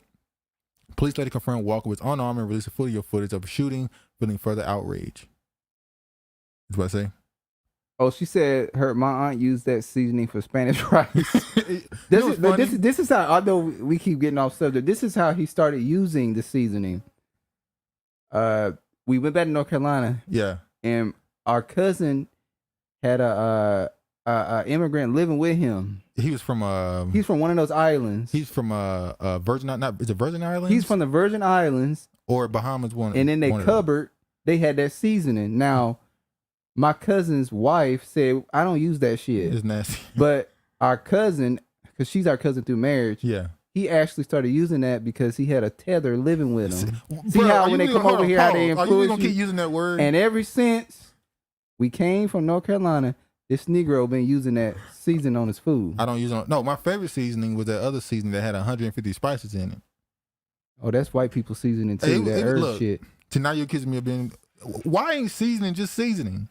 I mean, why are we talking if somebody about this? saw you, they might think you got some European lineage. Okay, see, I've been to see. You see, he's doing some wicked stuff right now. He's been wicked. All right, protesters gathered in the front of Akron Police Department on Wednesday after Mayor Dan Horrigan lifted a curfew that was put in place after protests began violent this week. I would say this: you would think, knowing that if you're a police officer and you had a protest, you just so have maybe it's by accident. Ain't by accident. This is meant to get headlines. That's what I'm about to say. This is for headlines. So did they purposely arrest them, or do you think this was? They purposely arrest them. It may be spare of the moment. Y'all know I'm a conspiracy person. The aunt and the father might be in on it. There's a lot of Freemasons and boulets and gatekeepers in the black community. Let's just be honest. Trayvon Martin's father is he's a Freemason. Prince Hall Freemason, yep. That's why when he was coming out against Black Lives Matter, talking about how they're not giving him money and funding, I was like, is this part of a storyline? Because Black Lives Matter is done. They love keeping Negroes in storylines here in America to take our attention off of what we really supposed to be focused on, which is that reparation. Which is why they're bringing up Emitt Till. But that's even more of a push for reparations, isn't it? Emitt Till? These type of stories here, the shootings, isn't that proof of racism? The concept can go back even further. But if it's happening today and they're telling us it's not that bad, talking about the ones that say that racism don't exist, if it's happening today, that means... Oh, like your Candace Owens who say reparations don't exist, but, you know, the NAACP helped her get a bag. Man, Candace Owens is a hustler. She's a hustler. She's still not nowhere near that Brandon Tatum, though. Brandon Tatum is... Look, I don't wish harm on many black people, but I also wouldn't wish it. I wouldn't pray for them either. I'll say it like that. Now you just talking about immigrants, you know, our brothers and stuff, but you willing to sell out a black American because he's lost? Oh, he's just lost. We need to help him get back to the truth. He gone. He can still be saved. I don't think he can. There's certain people he's gone. He's sold out for that money. He's gone. And what's his name? The Amazing Lucas, he exposed it. He did a 180. He used to do that same thing. I remember seeing his videos, and he pretty much pointed out Candace Owens. Let me be honest. I can't say he did a 180 because he's always kind of been this, but he was just, I think at that time he was a Republican. Yeah. But yeah, when you listen, I told y'all there are bags out here you can get on YouTube. If we switch this up and say we're gonna be like those twin brothers and just go full blown Republican. What's in the Hodge twins? Yeah. No, here's the thing. I've seen people that do music reviews get 200 views, 1,000 views. We know a black YouTube channel that whenever they want to spike their views up, they talk about Eminem. That same channel did a video reacting to Thomas Sowell, how you say his name, and got 500,000. The channel averaged like 10K, 5K. Yeah, but when you talk about if a black man in particular. If you talk about a black man who's a Republican and don't go at them, just agree with them. I saw another dude who reacted to music, another brother, because I listen to these dudes because they react to music, R&B, hip hop. And the brother stopped reacting to music and said, Thomas Sowell changed my life, my view on things.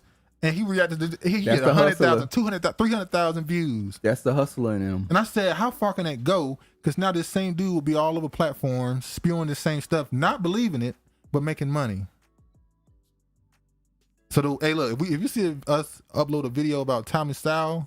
Dude, George said, Dude, come on, let's go get that salad with the raisins. It's about time to give in. Travis, let's go get them bunnies, bro, and make them black again for the motherland. Damn, George. George, you lost in the sauce, my brother. See, George can be saved. George can't be saved talking some bullshit like this. Brandon Tatum can't be saved. George can be saved. What's the difference? What's the difference? What's the difference? Brandon Tatum is defending the murder of black people. George out here talking about blowing some backs out. I mean, you know. All right. Let me Candace Owens is a dime piece. Who said that? Mystery Man. She a dime piece? Candace Owens is not ugly. She's not ugly, but she's... I think Omarosa look better than Candace Hold Owens. on. Y'all, please, everybody in the comments, check Travis for stop bringing up, what she just say? What's her name? Omarosa. Stop bringing up Omarosa when Candace Owens' name come up. Because they're comparable. They're not. Just because Omarosa never told what side she was on didn't mean she wasn't faking being on the side. Like Candace Owens is doing. She's hustling just like Candace Owens But Candace Owens went further. She went and had a baby. She went and got married. Omarosa is, she known for liking brothers. Publicly. But she... Oh, what you trying to say? A pastor. Well, Twice. She was, yeah. She got pastors. She went to the church. That means she's holy. Oh, here we go. The church ain't even holy. The church not even holy. Oh, we did, because I don't have the article up, brought up church just now. Y'all see Creflo Dollar said that he was wrong about tithes? He was wrong, but he didn't repent because he said, I'm not going to apologize. He said, I'm not going to apologize because they helped me get to where I am now. But that's not repenting. Repenting is I repent for telling people to give this amount of money in tithes. I repent for it. There's no if, no buts, I might have did something wrong, but it led me here. You still have to repent. You could be sitting your whole life, and then it may have led you somewhere to, redeem you. Do you apologize for what you had to go through? You apologize to people you hurt? Yeah, you still repent. Well, you did kind of hurt their pocketbooks and you're going to sit here and deny that you should repent. No. Hold on. I never said that. I was making a point that he said that he is where he is now because Sienna said they are not comparable. Omarosa loves her culture. Exactly. See that? Now stop bringing her up with Candace Owens. Reforming backs culturally through DNA. Oh, God. It's the George. Let me just play this damn video.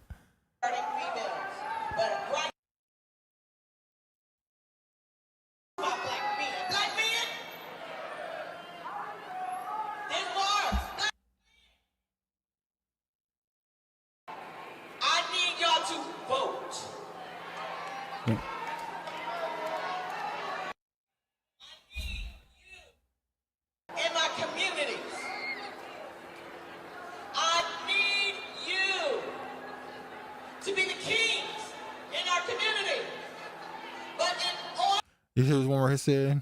Look at this one right here. This woman in glasses. Watch your mouth. But in order for you to continue to do and to have your rights is to vote. That's the only way that you're going to be represented. Oh, sorry. Hold on. To be the kings in our community. She said, but you got to vote. What you talking about? And step up. But in order for you to continue to do and to have your rights is to vote. That's the only way that you're going to be represented. They can't hear us. We can talk out here in the streets and we people to face. But guess what? Your vote matters. And you are the lowest demographic. Okay. Is she the Pan-African? She's a Pan-African too. Yeah.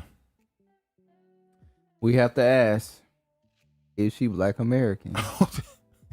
Even her? Even her. So the whole time we about to be questioning everybody. We have to.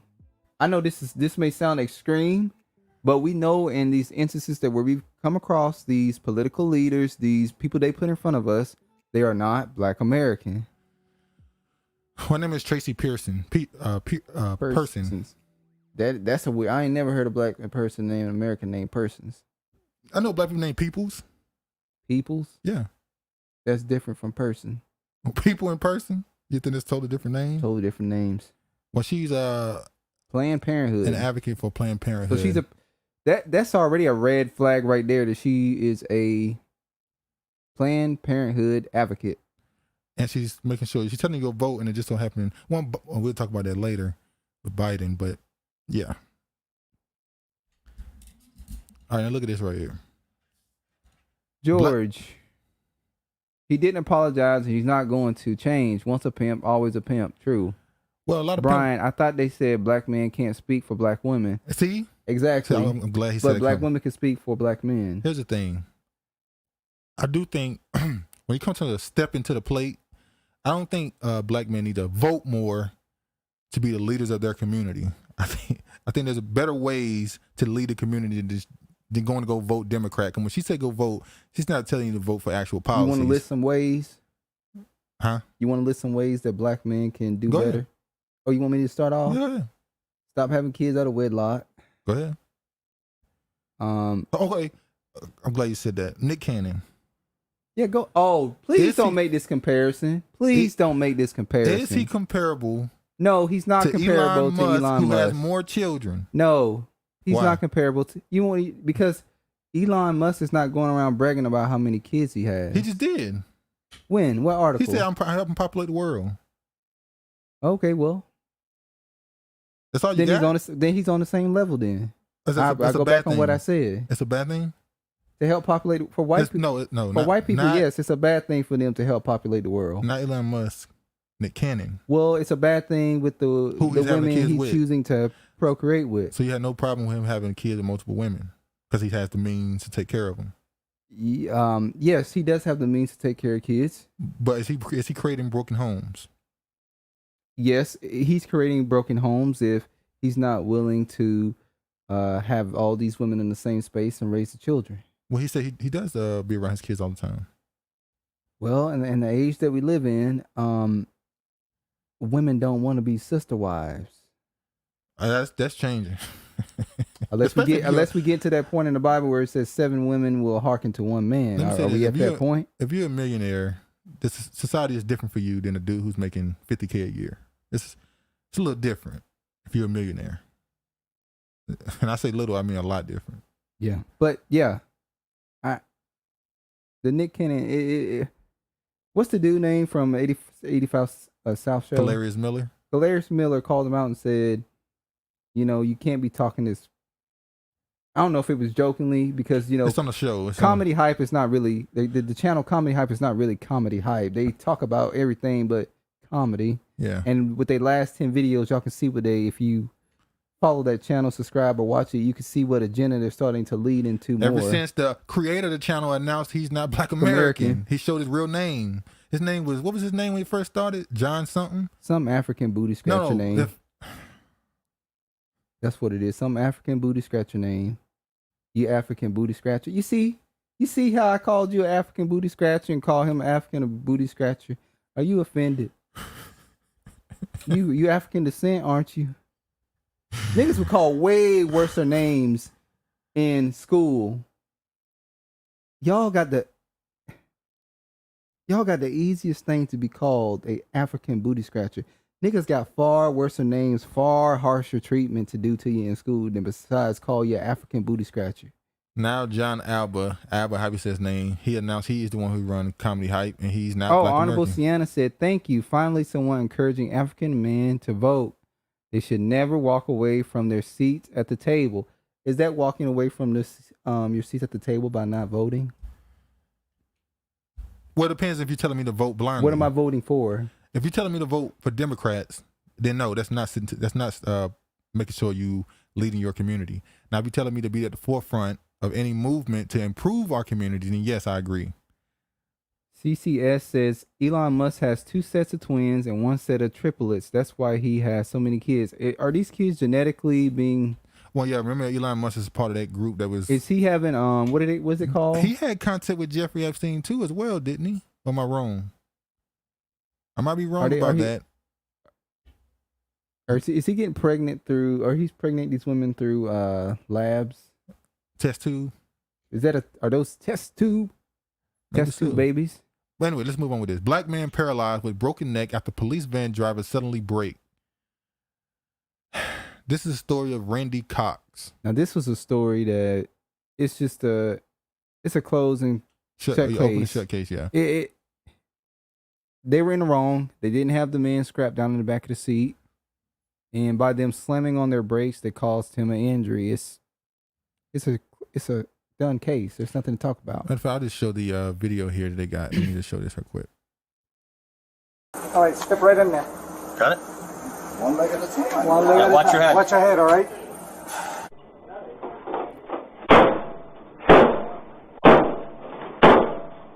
What? Sound? No, I'm not making no excuses for what happened, but he's kicking the door. Well, he's doing it because he's trying to get their attention. He's trying to get their Apparently, attention. this is according to. And I'm following along with him. He's probably like, why don't y'all have me strapped down into these seats? Y'all just threw me in here to strap me down. He's beating the door to probably get their attention to tell them y'all need to strap me down. Or he's trying to kick his way out. We gotta say both sides. I think he was doing that to irritate them, and by him irritating them, Hit his brake. They hit the brake and did that, All right. which is wrong. It is.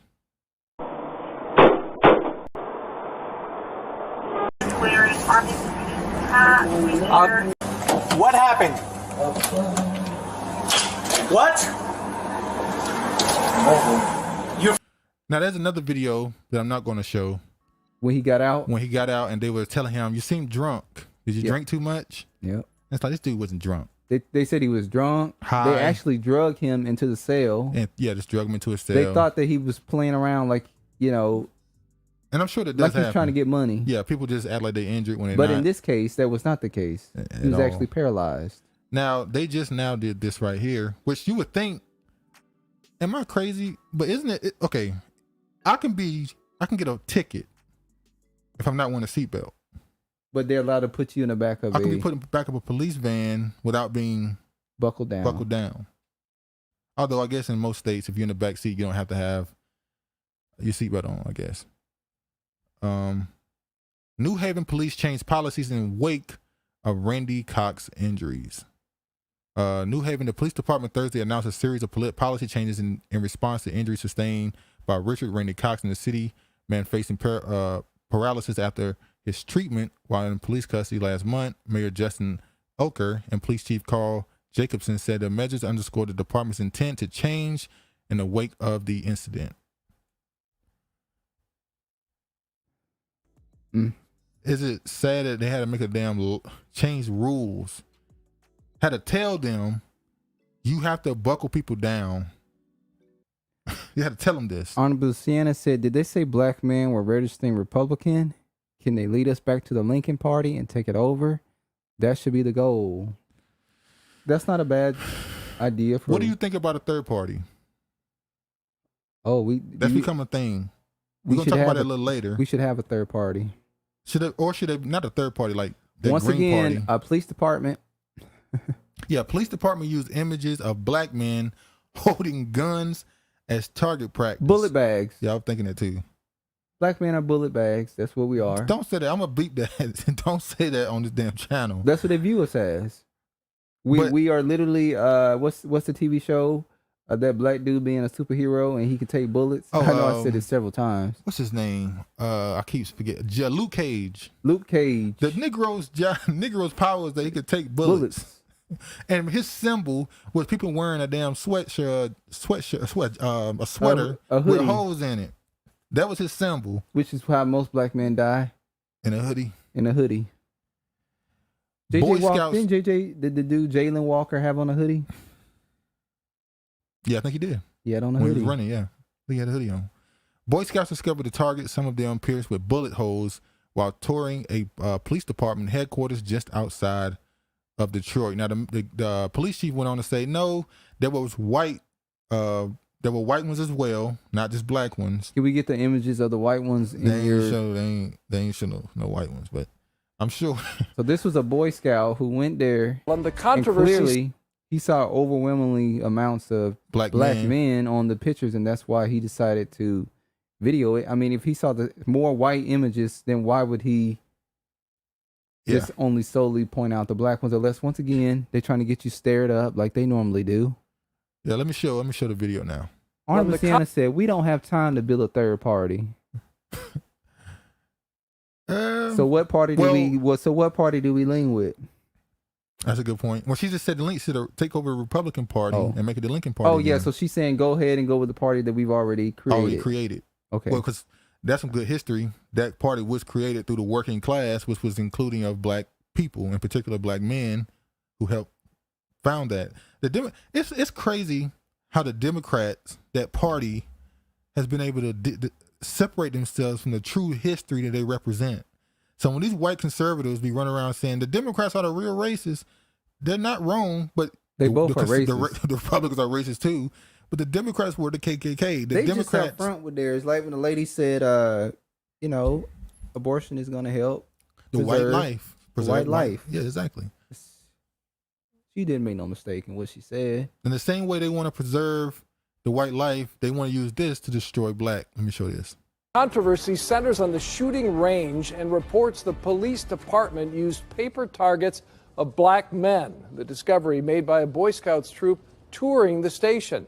Now there are calls for an independent review of the practice. These shooting targets are what Farmington Hills City Councilman Michael Bridges is referring to. They were up in the city police department's basement. Back in April, someone with a Boy Scout troop took photos. Hold up, but don't a black man have to take this picture to be put on the poster? Yep, or they cops? All those black dudes cops? Or they just went on some Google images and somebody had to take a picture of them holding a gun, standing like that. That's true.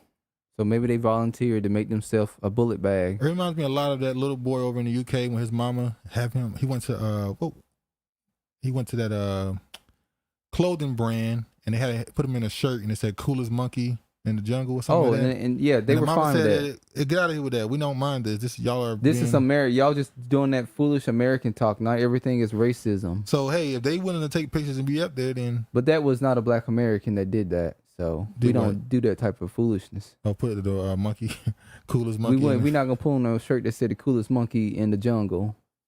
That was crazy. You're gonna say, "Oh, you wearing that?" Because you gonna have a shirt saying the coolest nigga or Negro in the jungle, right? Because we ain't wearing no damn monkey. We don't come from no line of monkeys. Let me say this: I am a full human. I got color in my skin. I didn't come from no monkey. But anyway. That depicted black men as the targets. The photos eventually drummed up attention, causing local residents to speak out at last night's city council meeting. Police Chief Jeff King apologized, but he also said it's a mischaracterization. He said there were white male targets up as well. He says a majority of them were white. We are looking at it as a opportunity to strengthen and review our training and our practices and to further strengthen our community and address their concerns. That was some babble bullshit that he said, and they gonna continue having those images of niggas shooting them. Yeah, that thin blue line, man. Because I'm more saying there's black officers that saw it too, didn't they? Do black officers go there? They work there, don't they? I'm sure they have some black officers. Affirmative action make that happen, don't it? They have at least one Negro there. All right, let me show this right here. Highland Park, 4th of July shooting, person of interest, Hood Robert Cremo. I swear I've seen this dude before. I think he just looked like a character, like a cartoon character or something. And he just looked so familiar. He's about to be big too, like Tekashi 6ix9ine. He about to take over the game. He was but the boy went rapper. The boy went crazy. He went to a 4th of July, went up on a building like a woman, dressed like a woman, and shot down and shot these people. So he was going with the young thug flow in imagery. That's what he was leaning towards. He was trying to target down south niggas. His name is Awake the Rapper. He's a woke rapper. That's his name. We've allowed them to demonize the term woke at this point. He began uploading music on the internet 11/11. Doesn't that mean the birth, the beginning? Rebirth. That does mean rebirth. But first gained traction with his 2016 track "By the Pond" featuring Atlas. By the Pond. Atlas. I know that connects to something. I know what Atlas is. I know what the Greek or Roman understanding. I can't remember which one it is. What's his name? Jesus, what's the name of the man that holds the earth up? I know his name. Anyway, according to IMDb, his estimate net worth is $100,000. Now, this dude came out and said, at least on his social media, that he was a product of MK Ultra. Now, obviously, he could have just been saying that just to talk shit. But we know that this does exist. It is real. Who knows? Maybe so, maybe not. But obviously, the first thing that when this case happened, the first Taratis?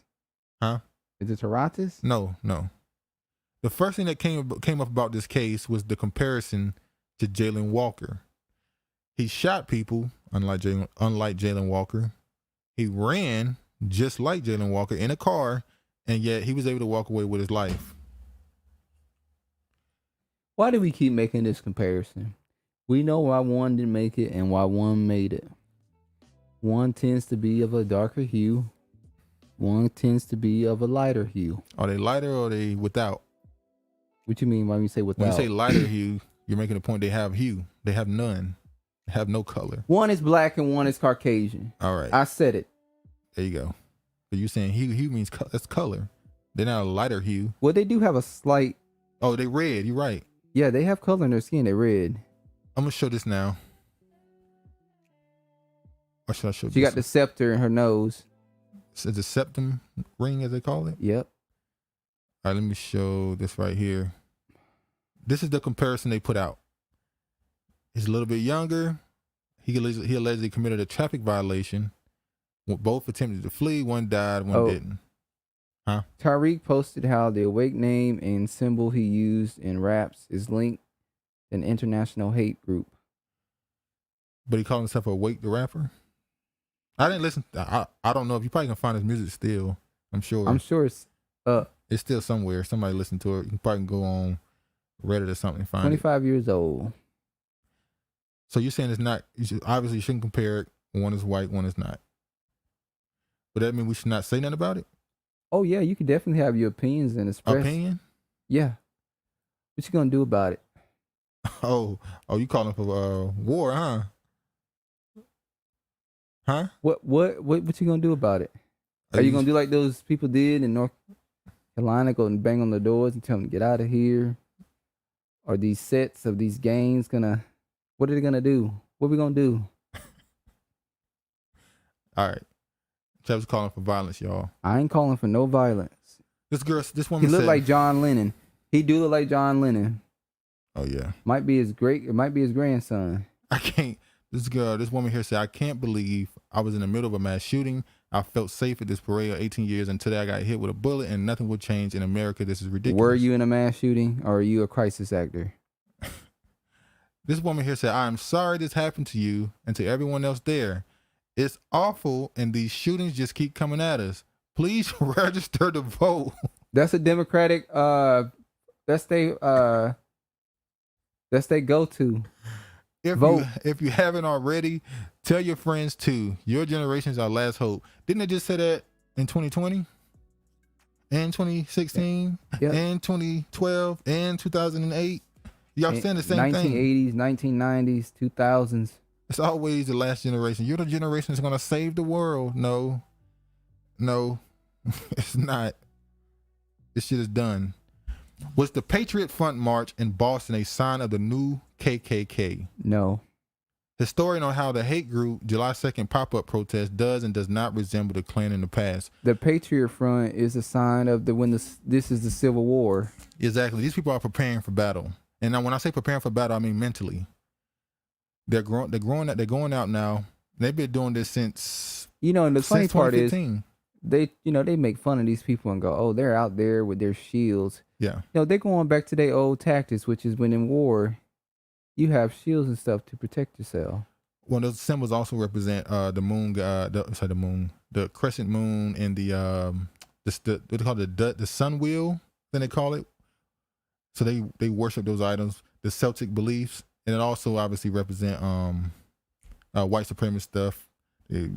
All those what do they call that group over in Indiana? What is it, 3%ers or something like that? I think so. All those groups. But these people are preparing for battle. They're comparing it to KKK like it's some that the KKK is some. Like it's just so distant, it doesn't exist anymore. It still exists. All those people did was go into the police force. All they did was go into government. Which is why you have Negroes getting shot 60 times. Exactly. These people are gang members inside the police force. Let me. Voting didn't help Brittney Griner. We're gonna talk about Brittney Griner later. We're gonna get to Brittney. And I live in Boston, and the police knew and did nothing to stop them. Well, I will say this, and some people gonna say, this nigga is a coon. I view it as they have every right to go out there as American Constitution. In the Constitution, they have every right to go out there and march, just like any other group has to go out there and march. Why wouldn't y'all want to see these people for who they are? So that you get prepared to know these groups out there still believe this. Yes. They're preparing, which means what? You need to prepare. We don't want them doing this in secret. We want them to come out to the open and showing us what they're doing. For generations, they've been out in the woods with their little militias training how to do guerrilla war tactics. Matter of fact, if you go on YouTube, that's a lot of Caucasian people have these shooting range channels. It amazes channels. me how the white gun channels have millions of views. Because and the black white people are going to go see them. But the black ones just... White people don't want to see black people... No. shooting. Black people don't go watch black people operate weaponry. Because we're not wilderness videos, how to build and build stuff in the forest areas and survive off the land, hunting. Well, because that's their natural instinct. Well, yeah, they're the men of the field. Black people are people of the city. I know, but still, you would think you would actually want to see that content when you see what's going on around you. Yeah, like I watch that stuff. Let me I'm gonna play this video here. This is the same group that ran into the crowd, Charlotte, NC. They got the same name or they're different name? That was what, 20? Were they calling them the Patriot 17? Front? I thought they were calling them white nationalists or far left, far right. I don't know if I ever heard a name attached to that group, but maybe so. Well, weren't they running over white people and stuff in Charlottesville? So yeah, I mean, sounds cruel, but any black people that was out there doing that Charlotte, they shouldn't have been out there. That had nothing to do with us. That was not our business. There was one Negro who Jordan was flying in the air when he got ran. He shouldn't have been out there. He had a Jordan flying in the air. Should have been out there with no snow bunny. Hustling. Yeah. They said change the name. They changed the name. Oh, they changed their name. Okay, I'm about to say I don't remember that name. Let me just load. Sorry, the internet just. So once again, here, and they like renting U-Haul trucks. Well, they like to move around. See, they're learning that when you rent a U-Haul truck, the license plate don't come back. The license plate don't come back to anybody, and I'm pretty sure they use a fake name to rent. Yeah. The same thing. Matter of fact, it's the same thing that happened. What's that shooting that happened? Remember the shooting that happened in Buffalo? Immediately, like an hour after the shooting, they immediately reported that a U-Haul was attached to it, and it came from Arizona. Yeah. So maybe it didn't come from Arizona. The place had nothing to do with where it was actually rented from. Maybe, or maybe they did rent the U-Haul all the way from Arizona and drove it all the way. I think the license tags have different states and stuff on it. Wait, it wasn't Buffalo. It was it was New York. The New York subway shooting with the black dude, Frank Jack. That was Buffalo? Yeah. No, that was New York subway. Okay. He the one that was attached to a U-Haul that was connected to Phoenix, Arizona. The black dude? Yeah. Some reason they attached a U-Haul to him. Oh shit!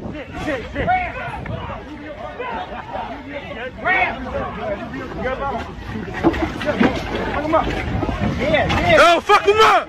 These niggas start hopping out the back of the truck.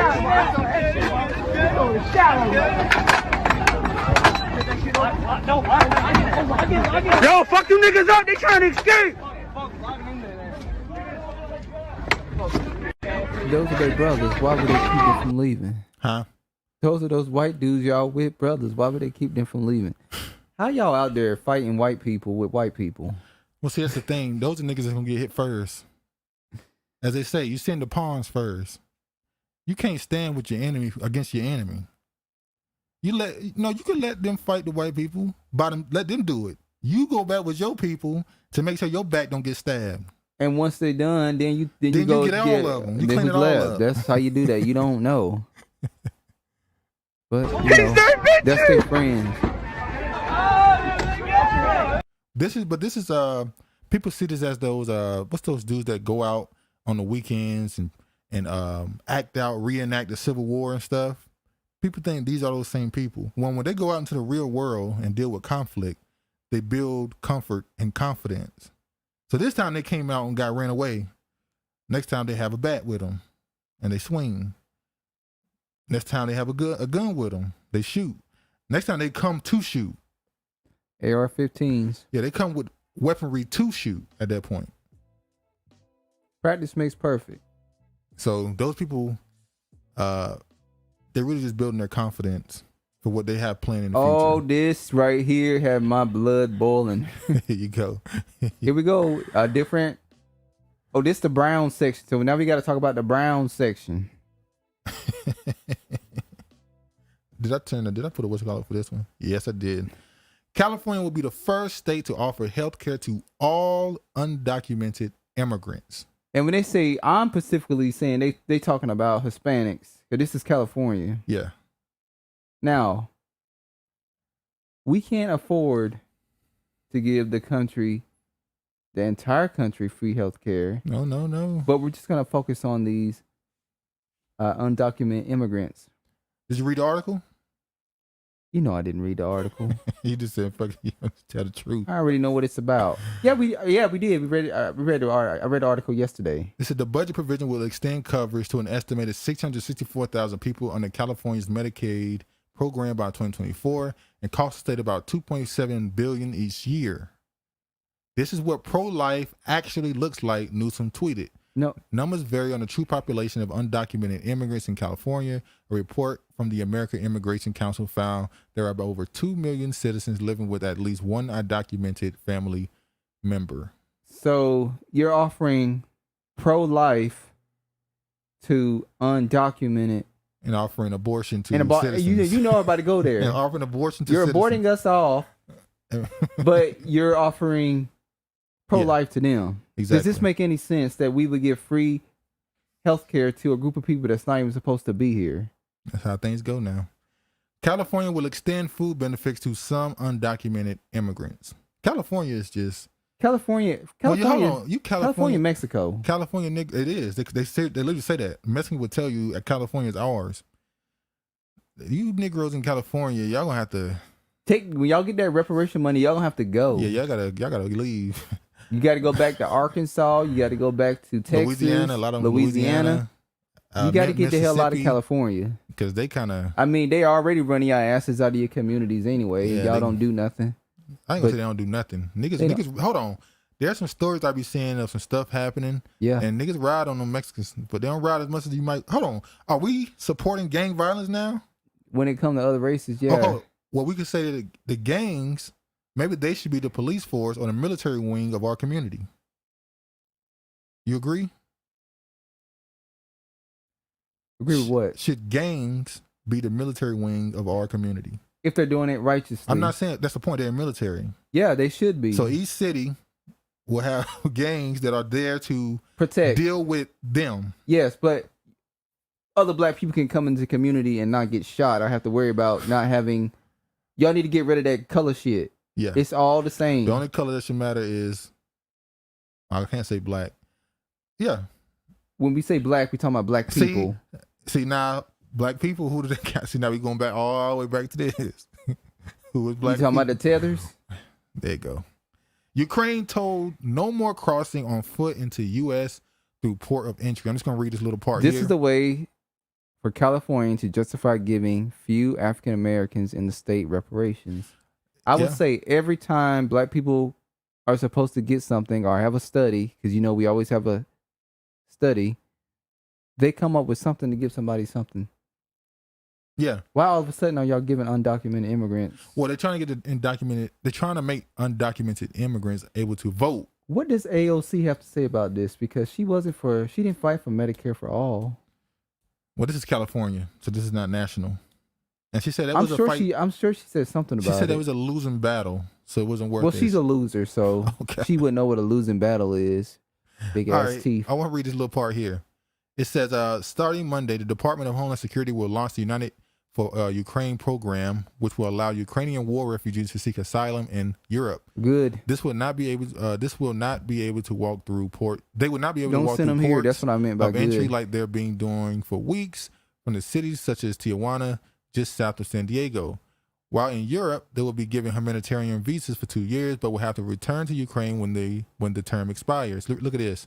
According to the program guidelines, Ukrainians who can prove their vaccinations are up to date and have sponsors, family or friends in the United States will be granted visas and flown directly into the U.S.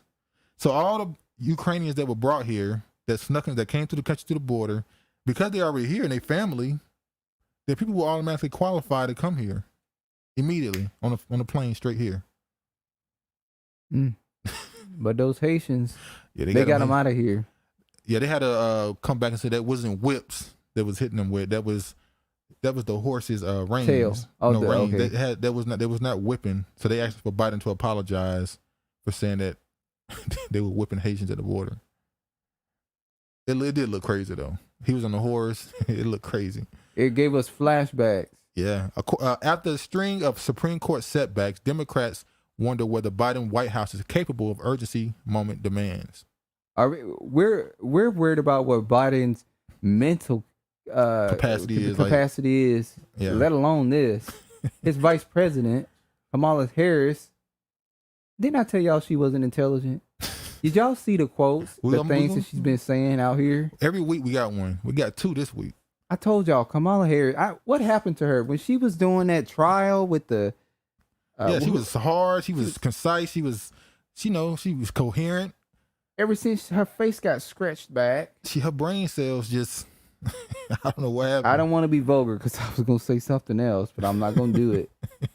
Have respect. So now the Democrats are starting to, we said this a few months ago. The Democrats are questioning if Biden should run in 2024. We know he's not running. They setting it up. Do you think there's a war within the Democratic Party to get Biden out? Is it get Biden out, or to keep him in? Is the war between the Clinton family and the Biden and the Obama family? Well, I would say the Obamas are the new Clintons. Exactly. I mean, they're very comparable.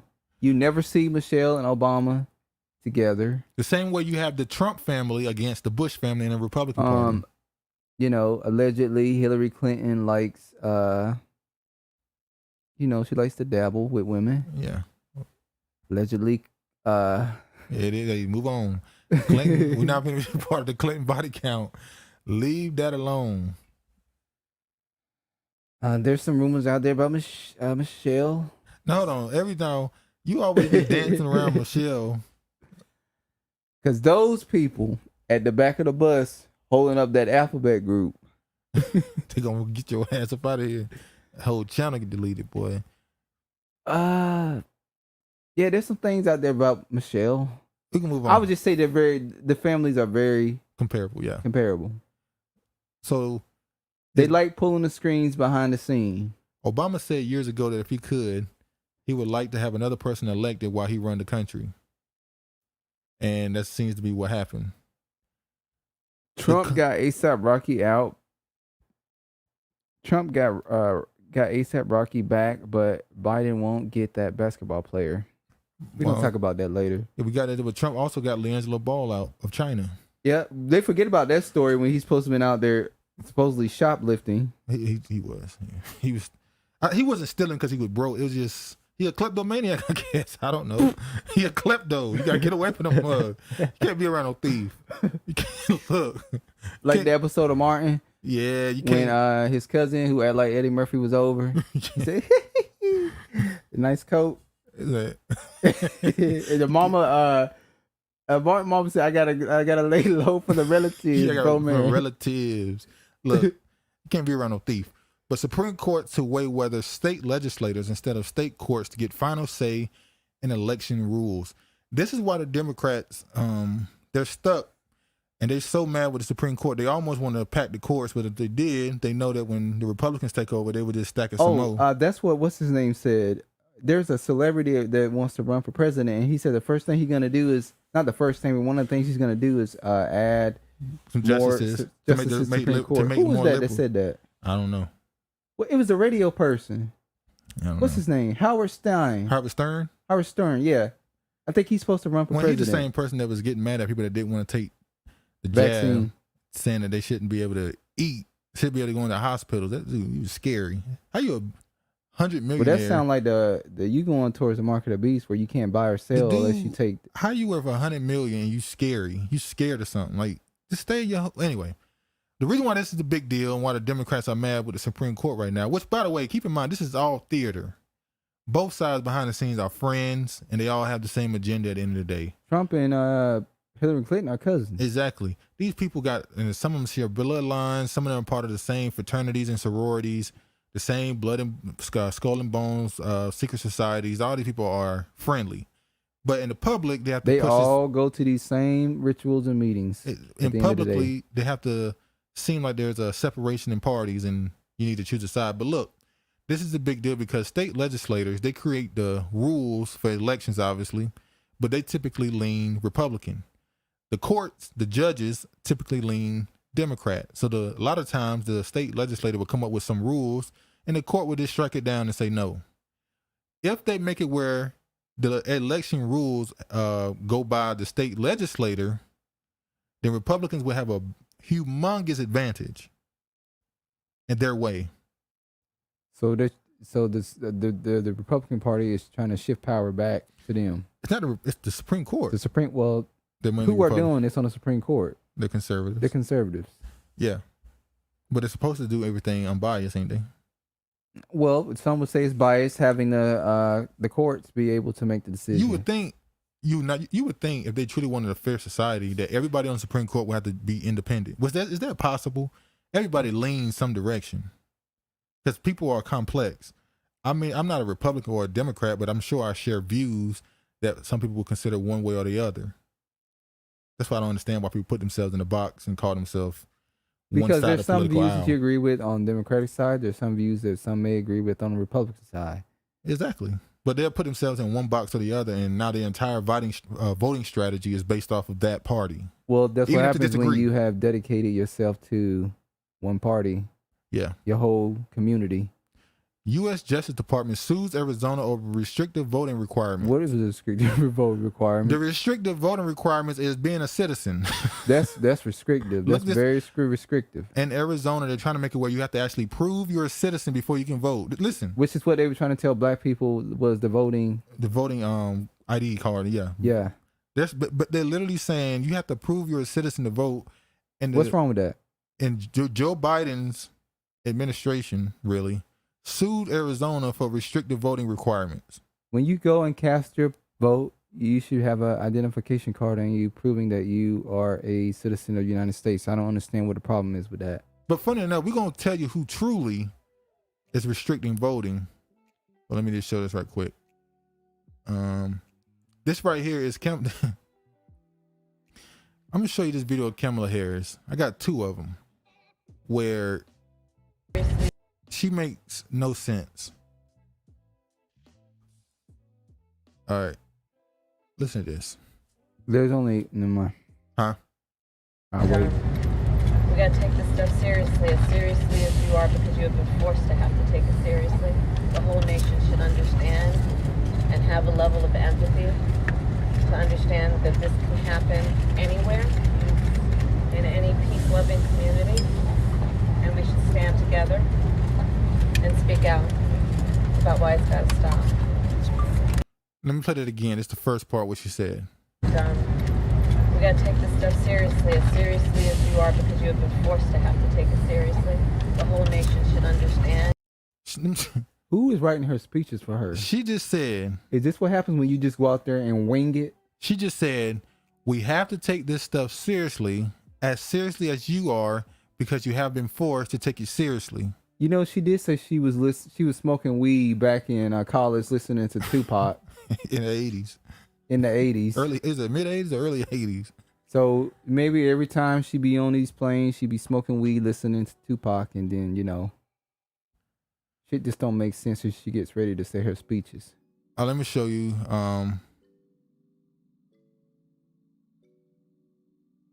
What she had to say in this right here.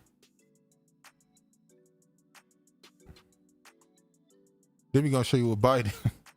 Then we're going to show you Biden. You don't have to abandon your faith, whatever that might be.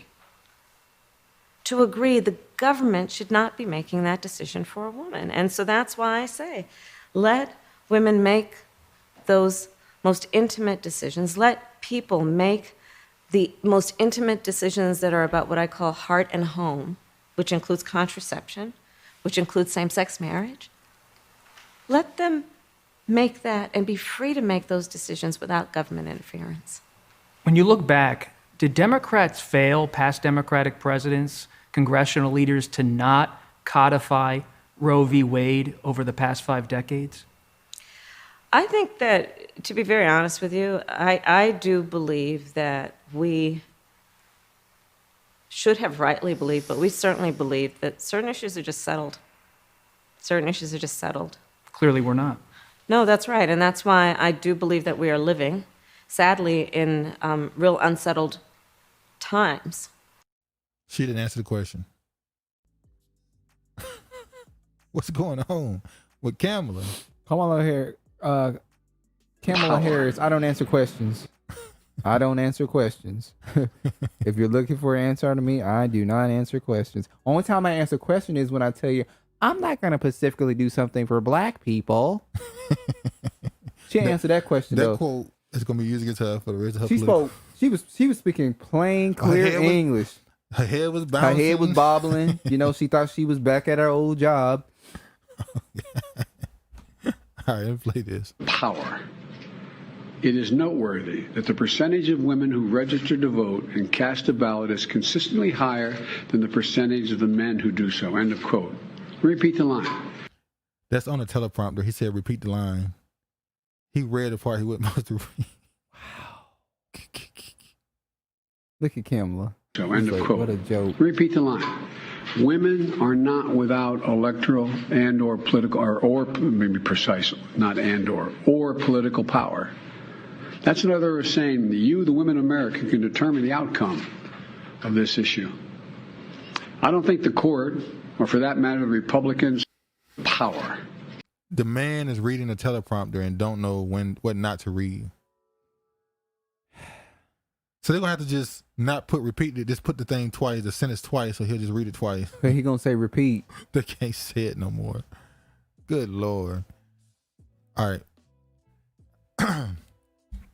Representative Ilhan Omar booed, told to get the F out at Minnesota concert appearance. And this was by her own people, Somalians. Exactly.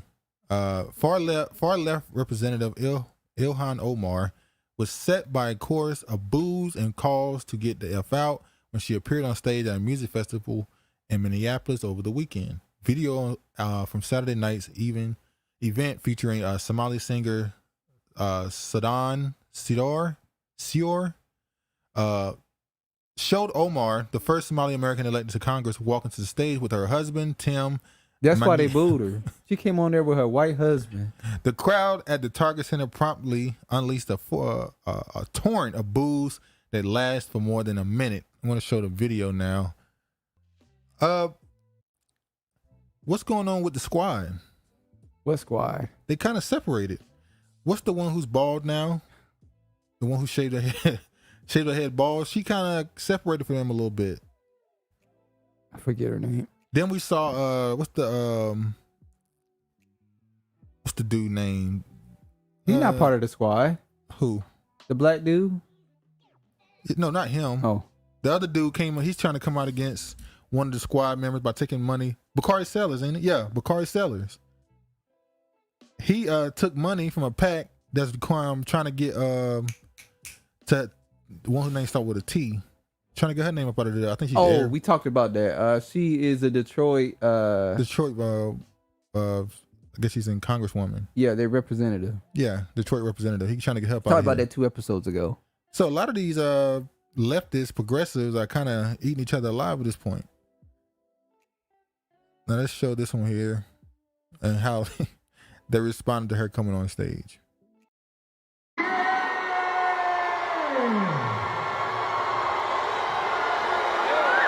Don't do this, don't do this, don't do this, please. No, please.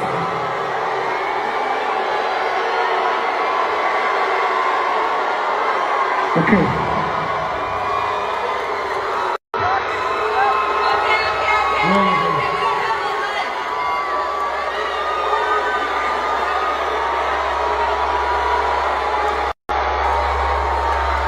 All right, you get the point. What's going on in Minneapolis? They have a large Somali community there, by the way. Yes, they do. And not just Somalian community. They have Liberians there too in Minnesota. Yeah. Now I'm going to show this here. I showed you this, didn't I? So in North Carolina, they had a what do they call it? A thing you sign? A petition. A petition to get the Green Party on the ballot in a county in North Carolina. And they were successful. Powerful Democratic law firm intervened in NC Green Party certification. K. Ryan Parker, a Raleigh resident who signed for the Green Party's petition for ballot access, was approached at home by a woman who identified herself as a NC Democrats, who asked him to revoke his signature. Days before the North Carolina Green Party was denied a spot on the state's ballots, a powerful Democratic-aligned law firm submitted several complaints to the State Board of Elections asking that hundreds of signatures from the party's petition campaign be thrown out. On Thursday, the State Board of Elections voted 3-2 to deny the Green Party's certification, citing concerns of fraud. The vote was taken along party lines, with the Democrats voting against certification. The Democrats voted against there being a third party on the ballot because they said it would hurt the Democrats and help the Republicans. So who's truly restricting voting rights? The Democratic Party. The Democratic Party is stopping people from voting for the candidates they actually want. They did. Hillary Clinton did the same thing when she lost. She said that if people wouldn't have been voting, if there wouldn't have been, a third party or third, she would have won. And it's like, but they didn't want to vote for you. She blamed it on Jill. What's her name? Jill Stein. They still met with Jill Stein, Bernie Sanders. Yeah. Let me play the video. Be a huge disadvantage to Democrats, and it would be an advantage to Republicans. So we're asking people if they're interested in removing their name from the petition. Okay, so you're from North Carolina Democrats. You're from North Carolina Democrats, correct? Yeah. And you used the public information based on the petition that I signed, correct?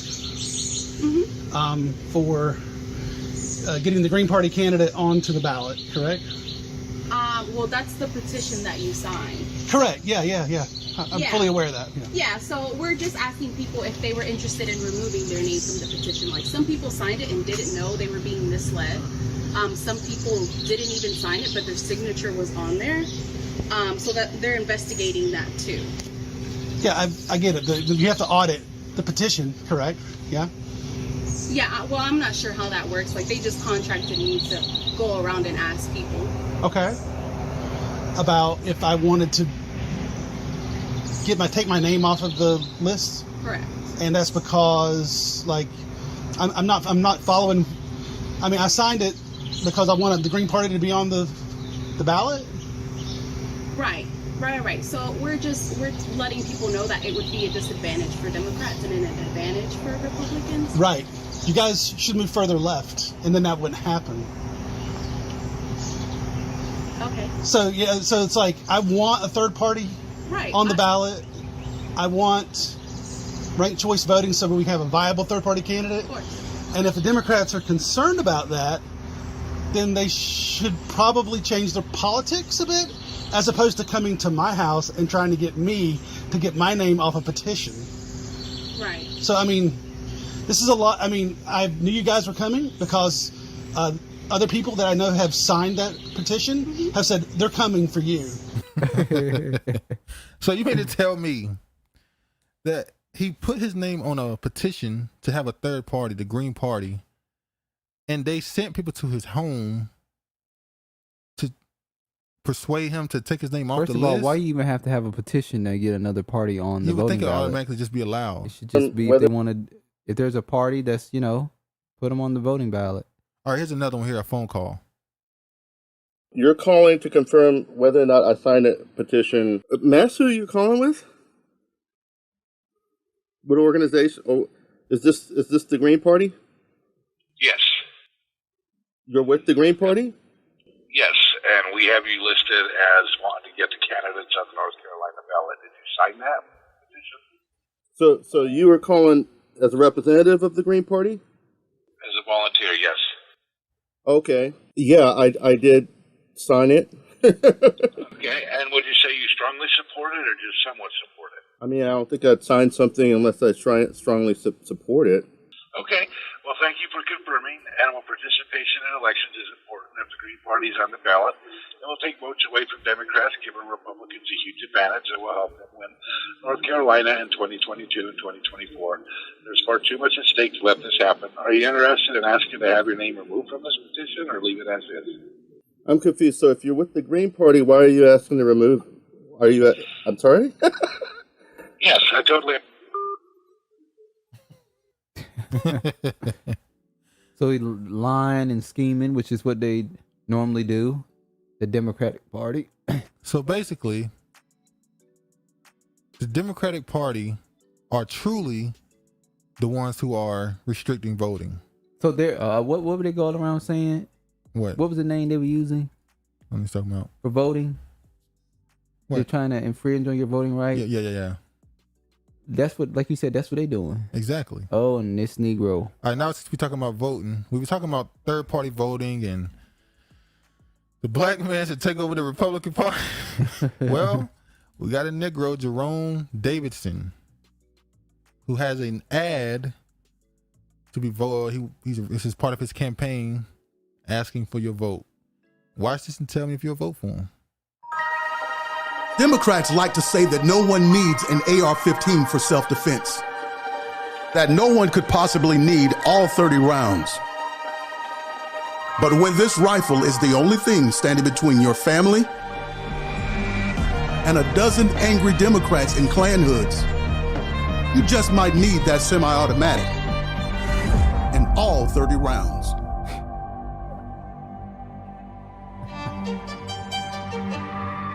Jerome. Huh? Jerome had to do it, huh? Okay. What do you think of that ad? I guess I get the concept of him saying the Democratic Party they're like the KKK. They're trying to infringe upon your gun rights. Mm-hmm. But at the same time, he did use a racial angle for his campaign, which is I didn't like it. What do you mean you didn't like it? I don't think he had to do that to get attention for his campaign. You didn't like him threatening to shoot white people? Well, it wasn't just white people; it was black people too under those hoods. You saw that? Yeah, one person was black. So wait, a couple people black. He wasn't just saying white people. How could he do? Let's think here. Why would he do a commercial with just white people running as a Republican? Calling them KKK, he would have to have all nationalities. He's calling Democrats KKK. He have to put all types of people under these hoodies because white people gonna be looking at him like. So he only had white people under the as the Democratic Party in the hoods. He has to be inclusive. You gotta be with inclusive. Everybody. You gotta be inclusive with that. Is in the Democratic Party. Once again, I'll say that the only thing how a black Republican always dismisses the Republican racism or whatever you want to call it. They just dismiss like it don't exist. It's like they're more the Democrats are more passive. Not really passive. If you do what we want you to do, we'll pat you on the head If you do what we don't want you to do, we'll call you all type of names and we'll disparage you. But they call you coons now. Yeah, the Republicans are just stay away. This is stay away from me. The white liberals. Yeah, the Republicans just go stay away from me, and it's just there. And it's like fine. The lady says she don't sell nigger pie. Well, how much it take to turn that into a nigger pie? This is white pies only. How much it cost to turn that white pie into a nigger pie? Now, yeah, we're gonna talk about this one real quick. This is the woman who is already an elected official, and this is what she put on her TikTok. And what? She's not Black American. Well, according to her, she refers to herself as Afro-Caribbean. She's not Black American. And I will say this, since we talking about the twerking spirit earlier. Now we can talk about it. When I look back in the culture of Black Americans, especially when you look at the music, and we look back at this sexual energy that came into hip hop and even R&B, majority of the people perpetuating that were not Black American. Like it started, for the most part, people would point to Two Live Crew. Two Live Crew on the men's side. It started before the women. Two Live Crew, the main person that came from that was Uncle Luke. Yep. Uncle Luke is Bahamian, how you say it? Bahamian? Bahamian. How you say it? Bahamian? He's Bahamian. Then you got Little Kim, was turned into Nicki Minaj, you got Foxy Brown. Yep, Foxy Brown is Trinidadian. You got Nicki Minaj is Trinidadian. Little Kim is Trinidadian. You got Cardi B. Dominican and Trinidadian. And the one you could say the most recent is Meg Thee Stallion. Meg Thee Stallion, who might be Black American, but I've seen people trying to throw her off on somebody else. I will say that if for the most part, and Little Kim come from Biggie, who's Jamaican. Yep. Well, before that, you had people like MC Lyte, Queen Latifah, Lauryn Hill. Hold on. Except for Lauryn Hill, MC Lyte and Queen Latifah are not good examples what of. You mean? Come on, man. You seen Set It Off. We seen Queen Latifah's wife. Point is, we've seen the rumors out there about MC Lyte. Point is, Choke No Joke. Point is that the sexual, but they were not. They weren't explicit. They weren't doing that type of perverted energy. Exactly, and the men as well. It was more. The R&B from the men was more seductive, but it wasn't. It was actually Jodeci. I got some records out there, but it was just, I don't know. Was the word I want to use class? More class to it. Is that the word I want to use? Oh, they weren't outright telling you what they lewd and what they were telling you. They were trying to do it in a more sensual, seductive way. Exactly. But it was still lewd. I mean, you talk about this, how you can go back to the 1960s, 1970s, and they telling you, the men in R&B telling you they want to flat out perform. But those were considered cuts on. That wasn't like mainstream song. Those were considered cuts. Those are what they would call. You put those records on when the kids go to bed. What's that movie that Chadwick Boseman was in? What's that movie about the woman who was in the lead of the band? Like you had that type of music. Ma Rainey. Ma Rainey. She had very, very lewd music. That was the 20s. That was the 20s. So, but that was considered like, you play that in the club when it's nighttime. You don't really play that in the middle of the street. That music was considered what they call underground music. The point of the matter is, these Black immigrants, these Caribbean people, their culture is totally different when it comes to that aspect. They love being sexual. Like they have their carnivals. Yeah, we know that their carnival or carnivals is it's pretty much devoted to Bacchus. Yeah, Baal, yeah. But let me just play. Have you not seen how these people dress when they have these carnivals? They have the big horns. They have the nudity. The men walking around, painting their skin black with horns and shit on that. The only place in America, Mardi Gras, where Negroes get a little wicked, and that is, we have Freaknik too. Atlanta is definitely one. We can say two. They have a strong perverted spirit on them, and the Most High ain't dealing with Atlanta yet, but he gonna deal with them. But New Orleans, that's why they keep having the hurricanes go there. Niggas been saying that for years. All right, let me play this. Luke Bohemian. People claim Little Kim is lying about the Caribbeans. What you say? Brianna said people claim Little Kim lying about the Caribbeans. No, I remember. I didn't watch. What I think there was like a trailer or something where she was on VH1 on a reality show. Yeah, she went and and visited. she went back to Trinidad. She said, "This is where my family is from." And then she talked to a woman who lived next door to her old house. And it will tie into why Little Kim is why she bleached the hell out of her skin. Yeah, definitely so. She's like an Asian woman now. Yeah. And you talking about it was getting better. No, it ain't got better. She need to go get the one that Vivica A. Fox just went to. Because Vivica A. Fox kind of fixed it a little bit. Lil' Kim need to go find that person. It's done for her. She's an Asian woman. She might as well just say she's an Asian from Trinidad. That's where she's from. All right, let me show this. Vote Senator Mack. It was stiff too. It didn't even shake. Does she look like Candace Owens to you? Yeah, she has nice teeth. When she called us, when she referred to herself, I think she said her family was in South Carolina, and they moved up to New Jersey or something like that. And she went to Rhode Island and became a senator. But she referred to herself as Afro-Caribbean. Yeah, so she's not Black American. So, look, we're gonna go through some of her beliefs. And, her beliefs are perverted as can be. We're gonna go through some of her beliefs right quick. Let me just play this quick video. That's why they promoting her, because she got big plans for these little kids. Big plans.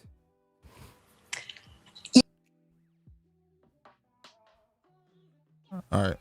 I am on a beach in a bathing suit. I'm not sure what most people wear when they go to the beach, but that is a traditional attire for what someone would wear at the beach. And I'm doing a yoga pose.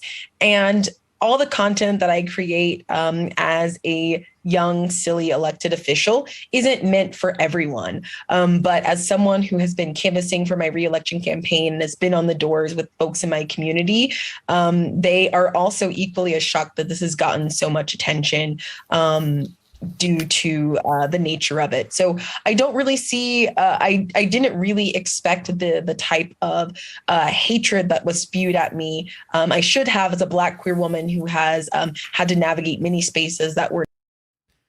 They've been focusing on the Black queer woman aspect, the people that, I guess you would say her supporters, her defenders. They ain't got nothing to do with her going on. She's a public official, which means she got to have some sort of professionalism at all times. That's like when Gavin Newsom's wife told us to stop worried about what her husband and what her husband is doing. He has a private life too. No, he don't. He's a public official. He's a public official. You can't be a public official out here twerking your non-moving ass on a beach and not think that it's not going to get some type of response to it. Exactly. Sorry, you chose that line of profession. Now you got to live with what it should live up to, is being professional at all times. You have to carry yourself in a different light. We know y'all immigrants not used to that because you just do whatever you want to do. But over here, hold on, you not gonna act like niggas ain't. We never act like here, Black. Hold on, we never act like Black Americans ain't on some crazy stuff. But over too. Here, we stay professional. You said what? We're professionals over here. I ain't seen no Black woman and a government official out here twerking her ass on no beach to get votes. Who? But they sent strippers to a Black man to vote though. Was it a Black woman that did that? There was Black women defending it. Was it a Black woman that did it? All right. We don't know. Well, the strippers it was Black. White people behind that campaign. The strippers was Black. They're not government officials. They did what their job is to do. They stayed in their profession. Right? Okay. Y'all want to be white so bad. Professionalism has never been our culture. We always shook our ass since the beginning of time. She just said right here. Guess what? Okay. She pretty much just said that Black people, professionalism is a white standard. I'm going to go back to one thing. She said, RBCN said, Little Kim's parents, her father was a former U.S. Marine. Why are all these celebrities part of come from the military? These people are all MK Ultra assets. Yep. They're Missy all Elliott, from the military. Missy Elliott, Shaquille Martin Lawrence. O'Neal, Martin Lawrence. The sister twins. Yeah. Yeah, all of Majority of these, I'm gonna say, black celebrities come from military black backgrounds. I think Tim Duncan is from Virgin Islands or Bahamas, one of those. He's some Caribbean. Yeah, he has military background. Wow. Yeah. But she pretty much just said right here that the standard of professionalism is only for white people. That black people are just savages, uncivil, and we just are so uncontrollable. We're just so all over the place that expecting us to be professional in any environment is just not gonna happen. It's just racist. It's racist for a black person to expect some level of professionalism from another black person. I guess it's anti-black hate, or is that self-hate to hold other black people to a standard?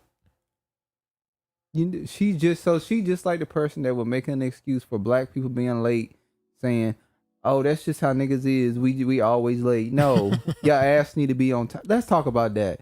Your ass need to be on time. See, that's why if I have something at 1, and majority of black people are gonna be there, I tell them it's at 12, and they be hot as hell. Like, you told me it was at 12, and I'm here at 1:15. Nigga, it started at 1. So this is her right here saying that I twerk for black girl magic. So I guess she was. Let's talk about black girl magic. When you think of the word girl, who do you think that pertains to? Well, I remember when Black Girl Magic first turned up, it was a way to celebrate young black girls. As in children, under the age of what? Like 15, 14 down. 15 down. And then you had Black Boy Joy for little boys, to smile. That has kind of been appropriated towards black men as well, but that's not really. Hold on now. Don't try to make up, but don't do a double standard. Don't try to make up excuses. I was about to say, it ain't. You know what? You're right. I just stick to that. I just stay right there. So I'm gonna have to cut you. You mean cut me? What you mean cut me? Don't try to make up excuses for that one. Because we're going somewhere with the Black Girl Magic. Go ahead. I'm walking behind you. Go ahead. So when I see the term Black Girl Magic, I thought it referred to, little girls inspiring little girls. But it seems like black women have taken it on to inspire themselves. So it's like, damn.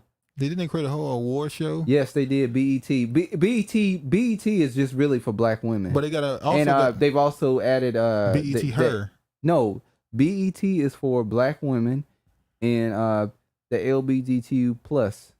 Yeah, that's who it's for now. Which is just like Black Lives Matter mission statement, that they're there for black women, little girls. Representation of everybody that's not a black male. What they call them, cis hetero. That's what BET is for. Yeah.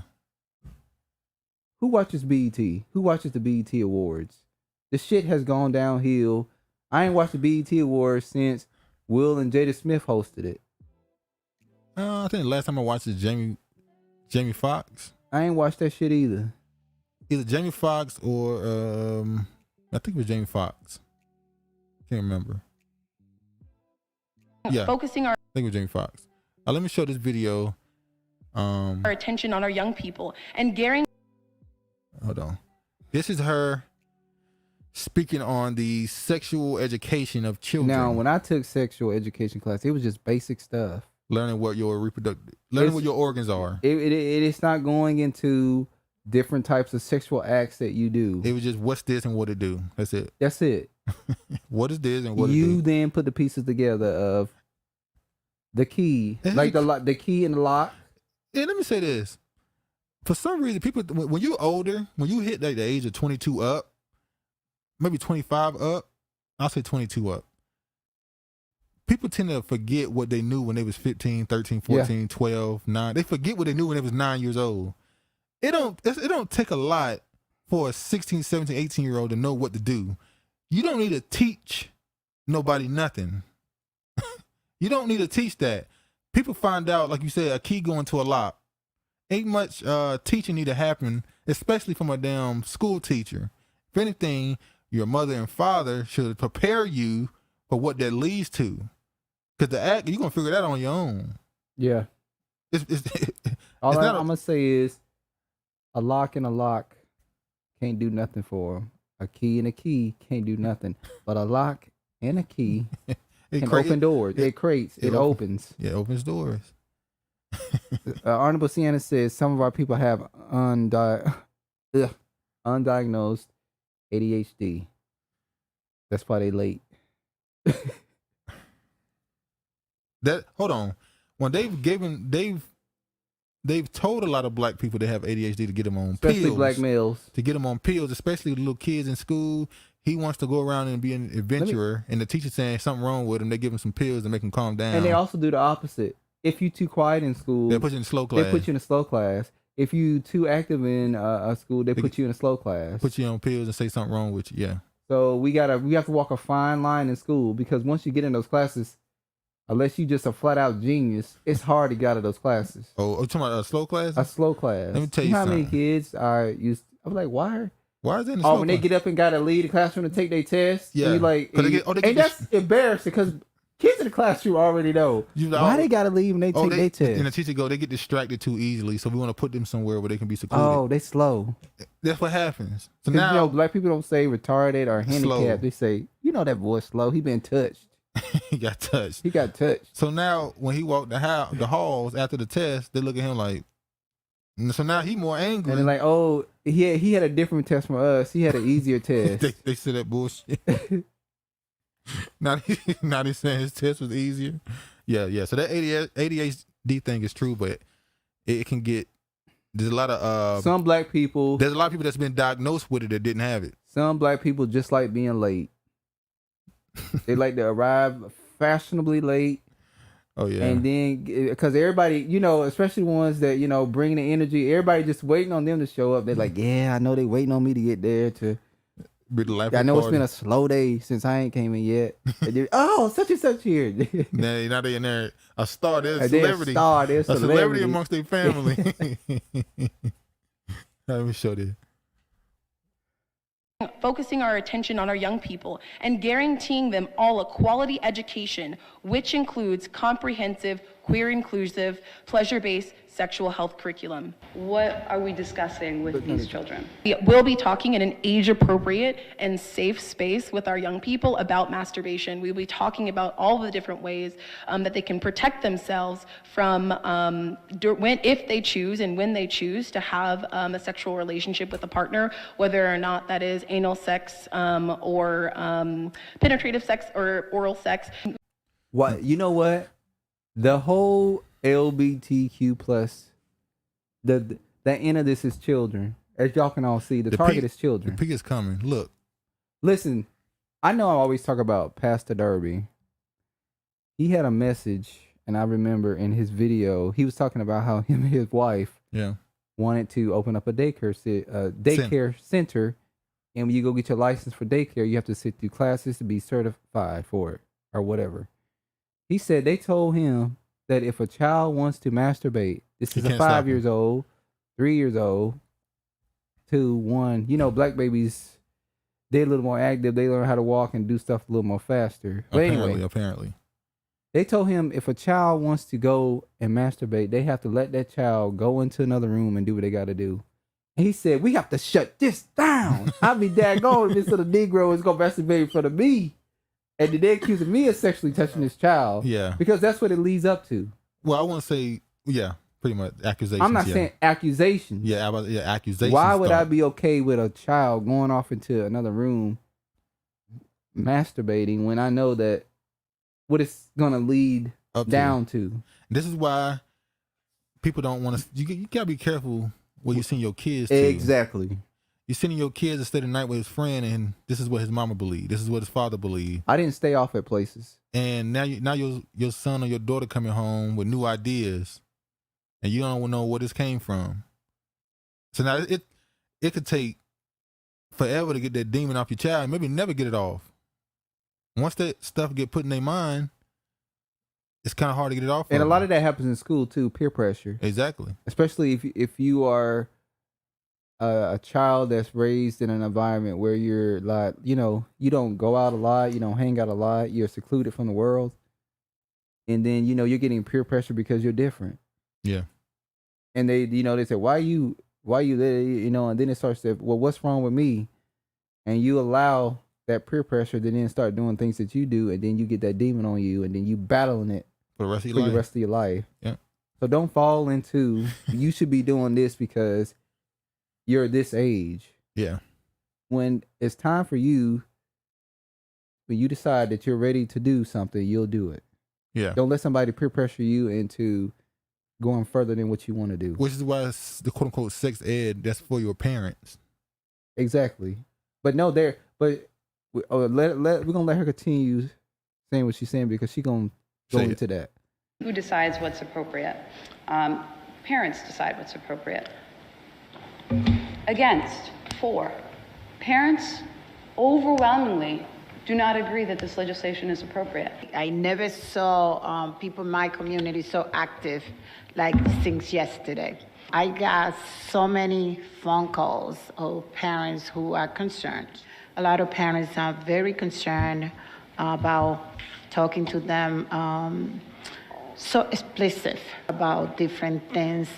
They don't think that the children at 6th grade are adequate to talk to them about it. I think we need to take those thoughts in consideration because those are their children's, and I think it's a parent decision when they think they need to speak to the children. Parents are very concerned. I like I said, specific in my district, I don't get a lot of calls. I don't get a lot of email like I got things yesterday and today all day long. The parents are concerned.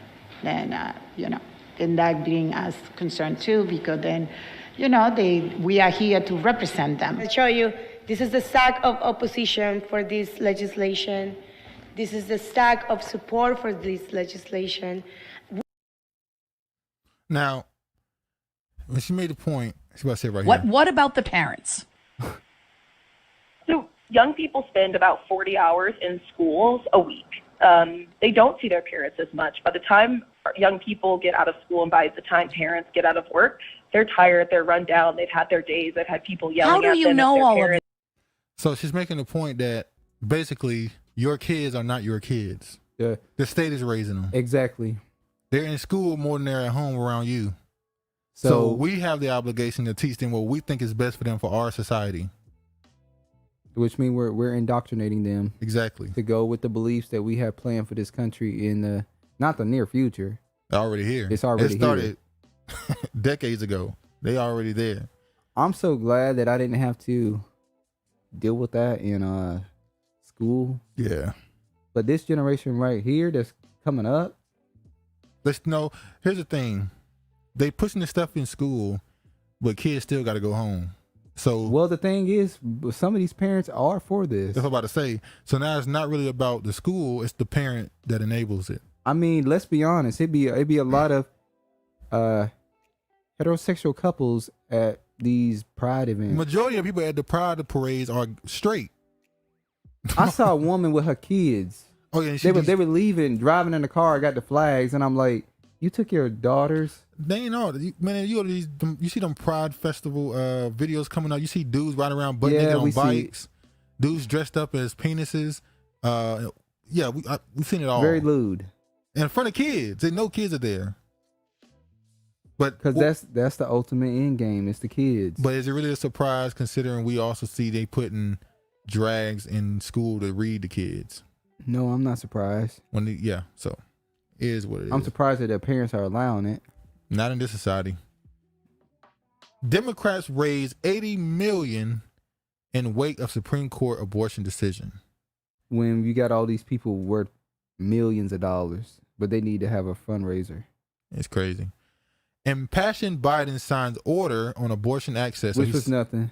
He signed an abortion order, which basically said states can't stop people from mailing in contraceptives to other states, and that women can cross the border to other states that allow abortions without being punished in their home state. That's basically what it means. Basically, I'm definitely not surprised he did it because they was on him. They was on him. I still have not seen this big uprising. I'm like, what are they waiting for? It's like they're holding it back right now and pausing it before something happened.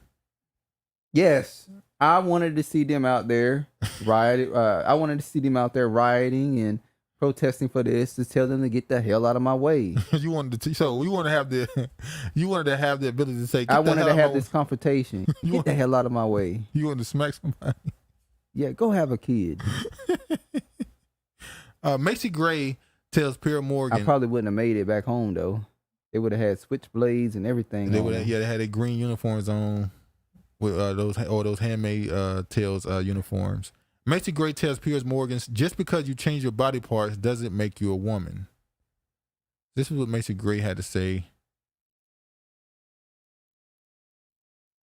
I will this and everybody's gonna hate me, but as a woman, just because you go change your parts doesn't make you a woman. Right. Sorry. You feel that? I know that for a fact. And I will say this, and everybody's gonna hate me, but as a woman, just because you go change your parts doesn't make you a woman. Right. Macy Gray. These feelings of fear. So she got a lot of... Still I stumble. Yeah, singer Macy Gray has crashed into the transgender debate, telling Piers Morgan that being a woman requires being born with boobs and a vagina. She would say boobs, too. Boobs. Just because you go change your bars don't make you a woman. The host observed that public figures are often way of being candid on a controversial issue due to fear of backlash. Gray 54 agreed, defining a woman as a human being with boobs.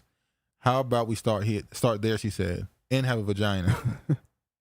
Is it sad that women have to fight for the right to be called women? Yep, they fighting. Some of them fighting like hell. This is how far the world has gone left, is that you have to defend, because the idea of being a woman used to be obvious. Like, yeah, this is...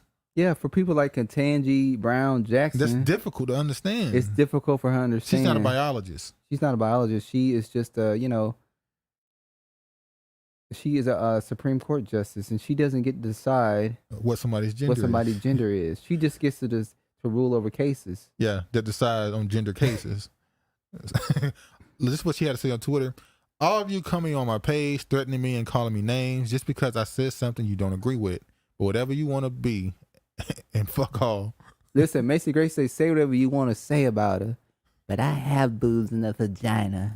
That's how she talked to you. Try to walk away and I stumble. Trump-backed Michigan Secretary of State nominee says abortion is child sacrifice. Abortion is really nothing new. Oh, they already made her backpedal? She did? She backpedal? Damn, I just got that damn thing from, what, a day ago? What'd she say? Who said that?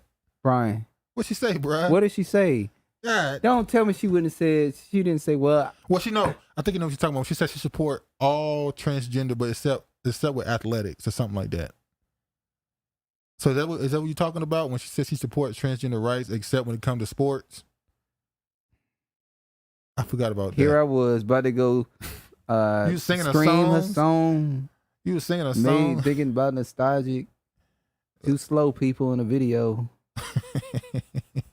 They both was touched. Abortion is really nothing new. Child sacrifice is a very satanic practice, and that's precisely what abortion is. And we need to see it as such. A community college professor said in October 2020 episode of her podcast, Is Solid Food. She said, when people in other cultures... Oh, sorry. Go ahead. George said, remember the video called We Coming For You After Your Children? Yeah. Yeah, I remember that. We did that, what was that, last year, early 2021? Early, when we did that, where they were singing, the choir was singing? Yeah. The white dude was like, we're taking your soul, all that goofy shit. The one that's... And they said, oh, it was satire. It wasn't meant to be taken serious. No, it won't no damn satire. It was your plans. Remember that gay manifesto? Yeah. Where they said, we're coming for your boy, We're son. coming for your son. In the locker rooms and sporting events. We're everywhere. We're taking over everything. And we're the greatest creators. We're the greatest creators. And we will do to them unseemly things. That's what they said. We know how to satisfy them because they are men. In ways that you women wouldn't have. Then they said, we're going to convince you women to hate the men. Which they do. And we're going to have y'all in factories having babies to give us more men. But we don't actually want you to be a part of society. So they ain't no doing the same thing as the so-called, what the quote-unquote straight male did when he objectified women, apparently in society, the patriarch. When he told a woman to not to be in the workforce and be outside of society. That's their Judy. I always say, I don't know, y'all should hate them. Like, Pastor Derby, like, you already got to fend off other women. Now you got to fend off them too. Well, you ain't he said, hold on. He said, sashaying in front of. He said they should say, get away from here. You ain't got to defend him, your man, from no gay dude unless he already. Like, you really got to defend him. You shouldn't have to. But then again, this society, boy, yeah. But then that goes along. What was the name of that music video? The one who made the first song dedicated to download black men. Who made that song? Who did a video to it? Which song? The black woman, the R&B singer, who did a song about download black men. You remember that song? Only song I remember is Angie Stone, My Black Brother. Oh, no, you remember that one, huh? Okay. When the people in other cultures, when they engage in child sacrifice, they didn't just sacrifice the child for the sake of bloodshed. They sacrificed the child because they were hoping to get prosperity, and they're precisely why people have abortion now, because I'm ready. I'm not ready. I don't want to have a baby. I don't feel like it. I don't have time. I want to make money. I want my freedom. So you're sacrificing that child, hoping to get something out of their death, which is your freedom, your happiness, your prosperity. He said it's on an interview. And then Honorable Asina said, yeah, he did an interview. Juice Man Davis said they just started calling women out like Meg the Mule, Amber the Turd. She like dropping turds and blaming it on cats, that's for sure. That's some crazy shit. And Jada, do y'all think the call out was an attempt to desensitize us and help overturn the Roe v. Wade decision? Possibly. Desensitize us. Gray told Today it's just about education and wants to get to a point where everyone can understand each other. It has been a huge learning experience for her, just like Nick Cannon. Yeah, Nick Cannon. So now she got to do a press tour to say, with the alphabet community. I'm going to the trans community. She's gonna be performing her song "Stumble," which is crazy because a community is people that share a culture. Yeah. So what is a trans community? Do they live in the same neighborhood, or are they always only around each other? What is that?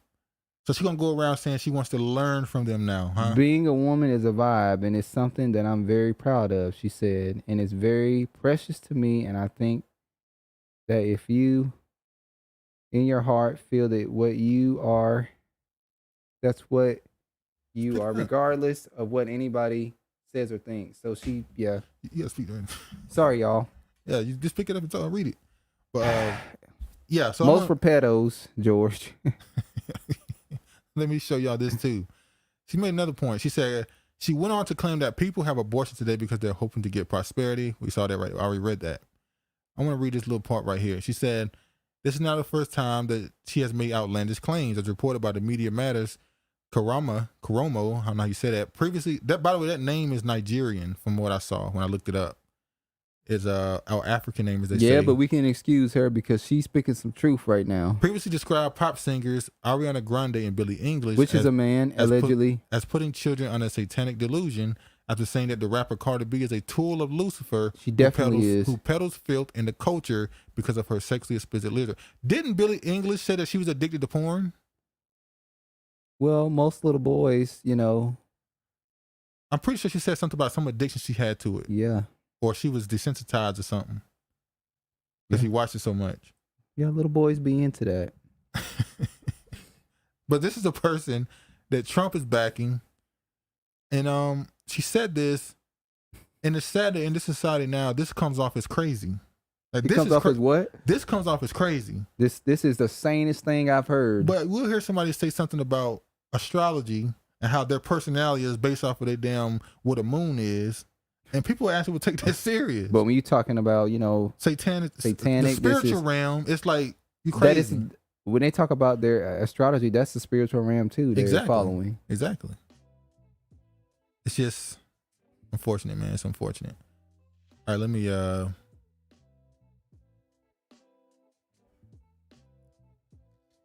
we just did that one. You gave her an apple bottom. She didn't have an apple bottom. No, that's just the picture that came. Oh, no, you gave her a peach. Yeah. All right, may not be smelling peachy down there. Now hold on. Let me. You're not supposed to do that, man. Do what? Make allegations about a woman's aroma, man. It was hot. Okay. She was on the beach. Brittney Griner. Yeah, Brittney Griner. Let me stop. Brittney Griner's coach. If this was LeBron James, he'd be home. I mean, come on, Chad. Let's be honest. Is it Bradley Griner or is it Brittney Griner? Do y'all see the throat? That's an Adam's apple. Women don't have Adam's apples. Well, we can't say that now because what is a woman? What is a woman? An Adam's apple is just a feature on a person, ain't it? It's no longer a man or woman thing, is it? Look at once again. Like, what is going on in the world where we could just reimagine somebody's gender and tell us that's a woman, but when we look, we see a man. WNBA star Brittney Griner pleads guilty to drug charge in Russian court. Let me just. Oh, Angela Rye with lettuce tomato on the side. She said that she was gonna plead guilty. Have y'all seen Angela Rye lately? Hey man. Aging like buttermilk. Let me shut it. Made her take this decision. That's what stress does to you. Huh? That's what stress does to you. Yeah. Women do have Adam's apples. What? Who said that? Tony. My nigga. I'm sorry. I don't know if it's a woman or man. The name is pretty. I'm gonna say this. Unisex. Maybe they do, but you just don't ever see it. Adam's apple. We're not gonna debate this. Brandy. We're not debating this. Brandy. Brittney Griner. Her Adam's apple is very prominent. I've never seen it be that prominent. Got no Adam's apple. Well, Tony said that a woman can have an Adam's explain apple. Yourself. Maybe I'm not a biologist, I guess. We're not. We're like Ketanji Brown Jackson. We're not a biologist, but we're, just talking foolishness. We need to shut the hell up because we don't know what we're talking about. Yeah, okay. Okay. She's a responsible person, and she admitted that it was hers, but she said that it was unintentionally brought to Russia because she was in a hurry as she was packing, and it was just by accident it ended up in her luggage. Considering her personality and that she's a role model to many people, to many young people, she just thinks she should be responsible for her actions. The prosecution was reading the medical certificates, and what did the medical certificate said? That no drugs were found in her urine and her blood. She ain't getting out. And Martin, check out that Adam's apple. Man, we're not debating this. The Adam's apple literally come from the concept of Adam and Eve. Adam ate the apple and got the Adam's apple. Eve ate the apple too. Oh, it's about the male, Travis. The male. I don't know where my mind was going. Eve did eat it, but I just wanted to blame it on the black woman so bad. Look, yeah, you see that? She ate the apple. He don't take accountability. Accountability, black man. I ain't gonna call Adam dumb. Huh? Adam decided to follow in behind Eve and partake in eating the apple. Adam was wicked as hell. Okay, you gonna see him again. When he see me, he can square up. No, I'm joking.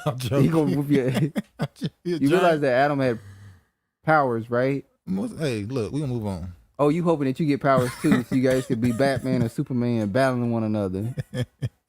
No, you gonna be like, hold on, no. It's gonna be like Blank Man. No. Blank Man. It's gonna be like when Wallow tells his prison stories, and Adam gonna be like, you gonna be saying, no, I didn't mean. Chill out, chill out, no, nah, motherfucker, come on. I'm on your ass. Okay, that's what it's gonna turn into. You threaten the old black man. Don't threaten me with a good time. But what Brittney Griner's detention in Russia to tell. Oh hell, Honorable Arsena said. All Tony's women have Adam apples. Yeah. He said some. Brother. He's just being, I think he's being sarcastic. I know, but all the women got Adam's apples. Yeah. I mean, so maybe, it goes crazy. the neck just had some of them just had an imprint on the neck. Therefore, look, this is the easiest way to tell. Because let me say this: it's some little neck dudes that's taking this surgery. You gotta be very cautious. The way you could tell when they can't even say that no more. It used to be if you see a person whose hips are not wider than their shoulders. That ain't the case no more. But it's not the case no more because people are getting hip implants. So shit get wicked. They're getting hip implants. The only way you could tell is if you just... No, that's the energy. That's what I'm about to say. Be led by the energy. I had that voice. I mean, like a duck. If you just have a feeling, just say, I'm going to need to see a birth certificate. You think it's going to come to that? It's already come to that. People literally saying, I need to see your ID. I've seen. You want to know why? Because they're letting the alphabet community do their makeup, choose their outfits, put their wigs, and everything. You know, it's funny because you go on social media and you'll see a woman who's very attractive, and everybody, you'll have a few dudes in comments like, what's their social media page? I don't even know if it's actually a woman or not. And it's like, that's sad. She said role model to what people? Yeah, who is Brittney Griner being a role model to? And that's kind of the problem with the W. She's being a role model to the kids that are growing up that are, in the alphabet, I guess. Remember that girl who came out years ago and said that she was bullied for not being lesbian in the WNBA? That's pretty big in the WNBA, by the way. And she said out of her own mouth that 90%, or I think she said 90-some% of the league is lesbian. Or they get turned into. Oh, they turn you out. One girl even. Are you pretending like you being a lesbian just to not be bullied, to be a part of the group? Yeah. It's like what they call the NBA a brotherhood. They have a sisterhood in the WNBA. Because let me tell you something. Women can pretend. Yeah. Men cannot pretend. Nah, ain't no man pretending. Well, hold on. When you say pretend, what do you mean? Just act like a certain way? I mean, like when we see plenty of niggas jumping in dresses every chance they can get. When it comes to doing the act, you can't pretend. No. Because something ain't gonna rise. But a woman, she could fake it till she make it. A man can't fake it till you make it. But yeah, he has to get blood flowing. Now, they're using this story to say that because the WNBA doesn't pay WNBA players millions of dollars, that it forces them to go to other countries for money. What do you say? Oh, Tony said, just research. George said Adam was the first to sell out for the Punani. Yeah, he's the first simp. He was. Was Adam a simp? Yes. Or, hold on. The same story happened with Job, and he ain't fall for it. His wife went against. But hold on. I'm not making excuses for Adam's wicked behavior, but this is Adam's first experience with a woman, by the way. According to the Bible. He had the righteousness. Look, we're not going to defend this. Job probably had been, around a couple women and did some things before he settled down, so it won't his first go around. They ain't how that worked. How you know how it worked back then? Because it's in the damn book. What you mean? What's in the book? Sex is marriage. Okay, so you do agree that the only time that you should partake in sex is when you're married. So there's no fornication before marriage. No, sex is marriage. If you have sex with... So that constitutes... Hold on, pause. Yeah. In the scriptures, if you have sex, you're married. It's not you have to get married, you are. That's why even up until the late 1800s, the way when a man would give his daughter to another person, and the way you would consummate the marriage was sex. And it had to be blood, obviously. You have to break the the bone. Yeah. So that's historic. Sex is marriage, is what I said. Okay, I fall back. All right. So now they're trying to use this to say that the reason why Brittney Griner had to go to Russia is because the WNBA isn't paying them enough, and they're saying that they're blaming it on the NBA and their players, saying they don't support them enough. And it's crazy because I see NBA players all the time going out of their way to support her and to support the WNBA. And every time I turn around, the WNBA players are saying something slick to NBA players. You don't got the stats, do you, to show the difference? No, WNBA making $60 million a year. NBA makes $7.6 billion. So what are we talking here? And they'll say, well, they're not getting support. Well, there's more females in this country than there is males. All their games are on television, ESPN. They have the same advantages, don't they? They have more. Do you know what the NBA players had to go through in the 60s? In the 80s, before Magic Johnson, the NBA was on tape delay. They was about to be up out of here. The players are smoking crack. You smoke crack, don't you? They're smoking crack, doing cocaine. What's his name? The guy lost his life in the early 80s who was drafted to the Celtics because he was doing cocaine. He was doing crack. It took Michael Jordan and players after him to think that the family has rightfully started raising the level. It took Michael Jordan and players after them to turn the league into what it is now, which is a shame that once again, black men help and build an institution for another nation to get wealthy and get crumbs for it. Yeah, they'll leave what they built to go in. Y'all left the ABA to help the NBA. That's what they do. You had your own league. Same thing with the black baseball league. Yeah, that's what I'm about to say. You had your own league and you want to play with the white boys. You want to help them with theirs. Family of Russian prisoner Paul Whelan astonished by Brittney Griner call, wondering if he'll be left behind. That's why I tell a lot of people that they are married to a lot of people. That's called a soul tie. Exactly. Nowadays. It's a soul tie. And this is the same thing. That's why you see this relationship. Look, let me say this. It's been proven by people who don't believe in the scriptures. That's your prerogative. It's been proven by science that when you lay with a man, his DNA stays in you. It goes into your bones. In your bones. So imagine as a man, you meet. That's for a woman, though. That's what I'm saying. Imagine as a man, you meet a woman. You're 30. She's been with however many partners. It doesn't matter. And you marry her and you have a child. Why do you think so many dudes have kids with these women? And it's theirs. And the kid has certain characteristics that's not you. I've seen some shit where, look at paternity court. Look at that. What's her name? Judge. What's the female judge? Paternity court. Yeah, I know what you're talking about. Paternity court. Yeah. I've seen some cases where the baby looked just like the other dude. I'll never forget the episode. You remember the light skinned girl, and her mom was laying up with the dude at 15, and she wanted the light skinned dude to be her father. Yeah. And remember the dark skinned dude? She did not want to be her father. She called him ugly. Yeah. She actually looked like the light-skinned dude because her mom and her dad, they both were around the same complexion. Yeah. But the dark-skinned dude ended up being her father. Yeah. So that definitely, and even she had colored eyes. Her eyes were green. The dude, the light-skinned dude she wanted to be her father, had colored eyes. Yeah. The mom or the dark-skinned dude did not have colored eyes, but he was the father. So that does tie into the notion that DNA does go into your bones. Yeah, it stays. When you're a woman, because you are a receiver. Yeah. So whatever you receive, you put out, you put it back out. So this is why you got a lot of dudes walking around with kids that look like 5 dudes. It's like, and you got a lot of women walking around here with 15, 20, 30, 40 spirits on them. Yeah. And then you get with them and they transferring them spirits on you. And they seem schizophrenic. That's why bipolar. Sometimes you gotta burn that bed, throw that bed out, and get a new bed after relationships is done. Because them spirits still be in them beds. Hey, soul ties is real, man. Soul ties is real. Now there's a dude over there in in Russia who's been there for a while, and his family is mad that Biden called Brittney Griner her wife, but hasn't called them in 3.5 years. He says still looking for a press release saying the president has spoken to anyone in our family about Paul Whelan, wrongfully detained in Russia for 3.5 years. Hold on. George said, Tony said, that's why I tell a lot of people they are married to a lot of people.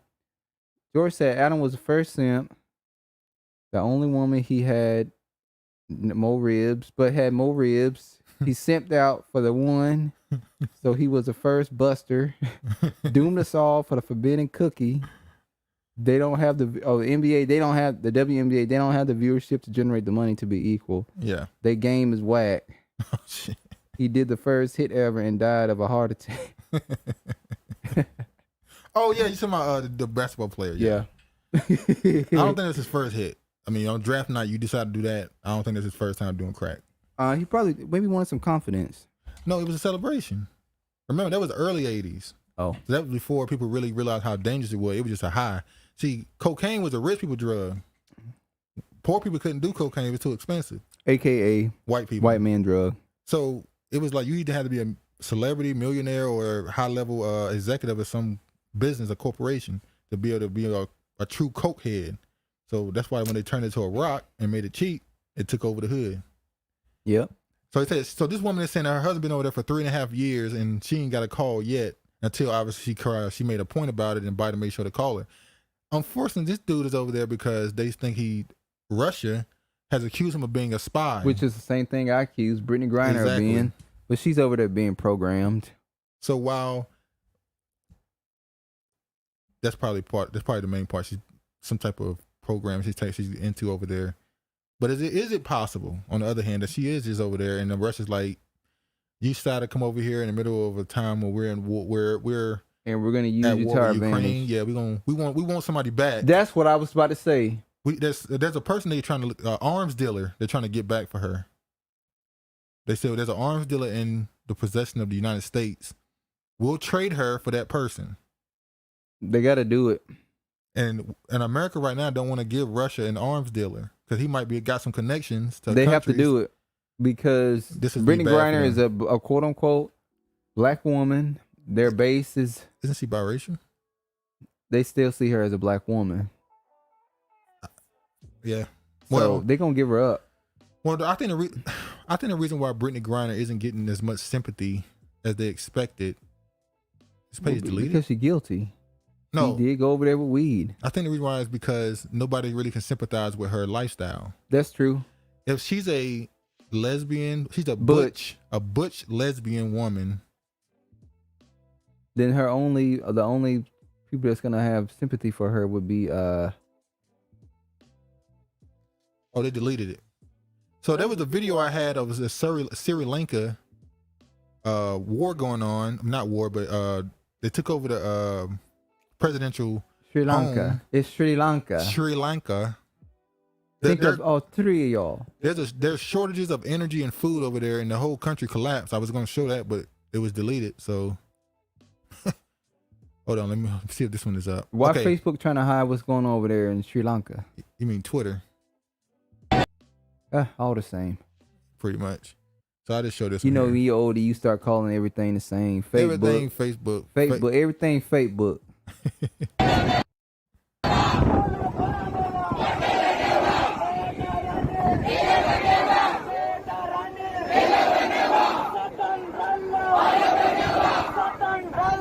Hi, so we are here at Golf Face.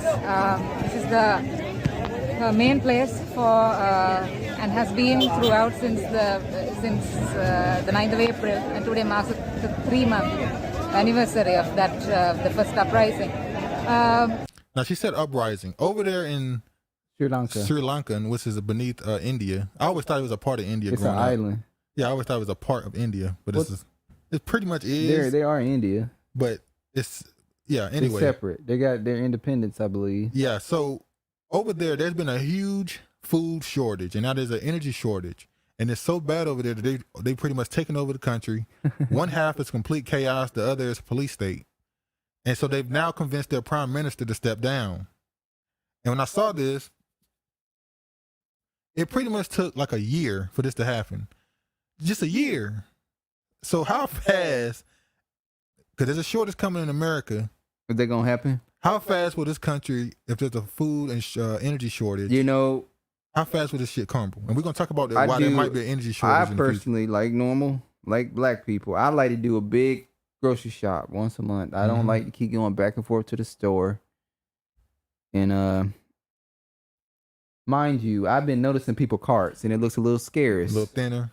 And my cart be huge. Yeah, they look at you like you big balling. No, they look at me like, because I'm black, they looking for me to pull out an EBT card. EBT and card. I just do it intentionally. I pull out my platinum card, or your black card, my black card, or my bank card. And I got a platinum card. What's wrong with you? I said black card. Oh no, I don't got no black card, but I do have a platinum card. Okay. Could get one if I wanted to. Look at them. Okay. But anyway, I was thinking, like, what if this shit just hit? Like, people are really like being observant, and like, how can we're in a time? How can he afford all that stuff? But white people, they were even like, we know he's gonna pull out the EBT card. There's no way he's gonna pay close to $600 for groceries, and I paid for it, and they were like, motherfucker, fucker.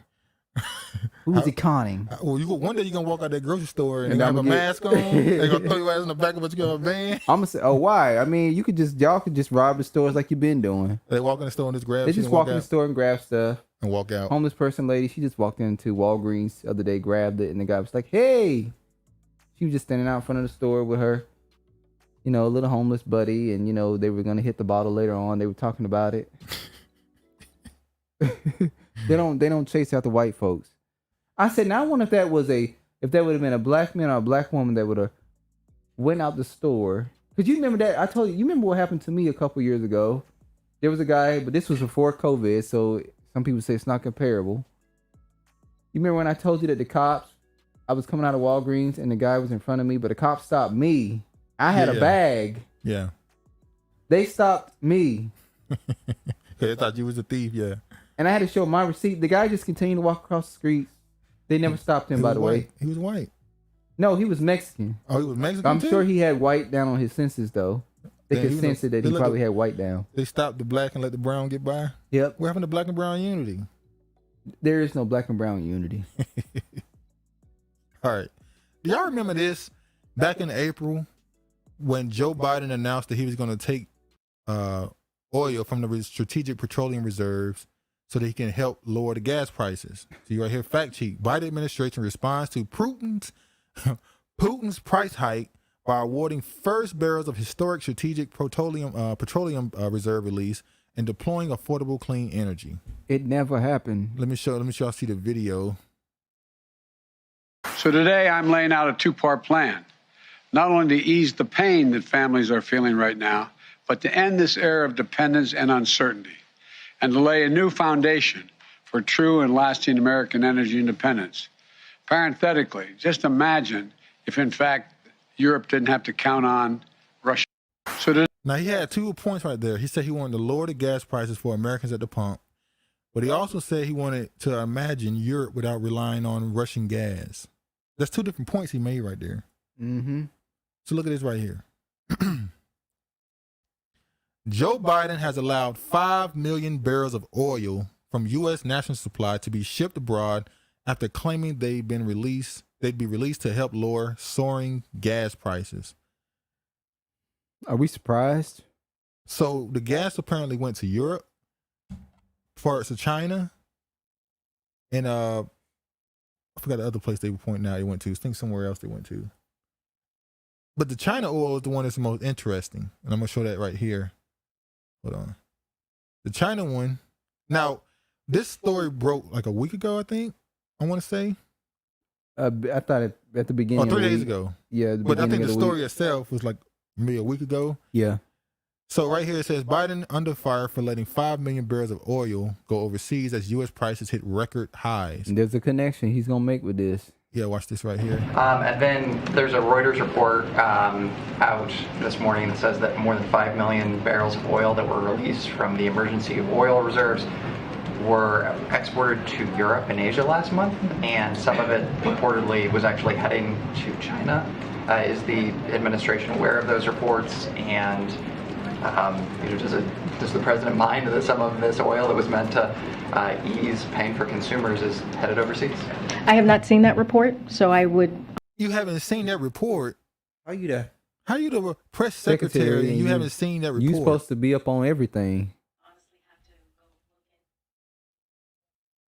The truth is in that statement that you just laid out, and see exactly what's happening. Have you seen the gas prices go down?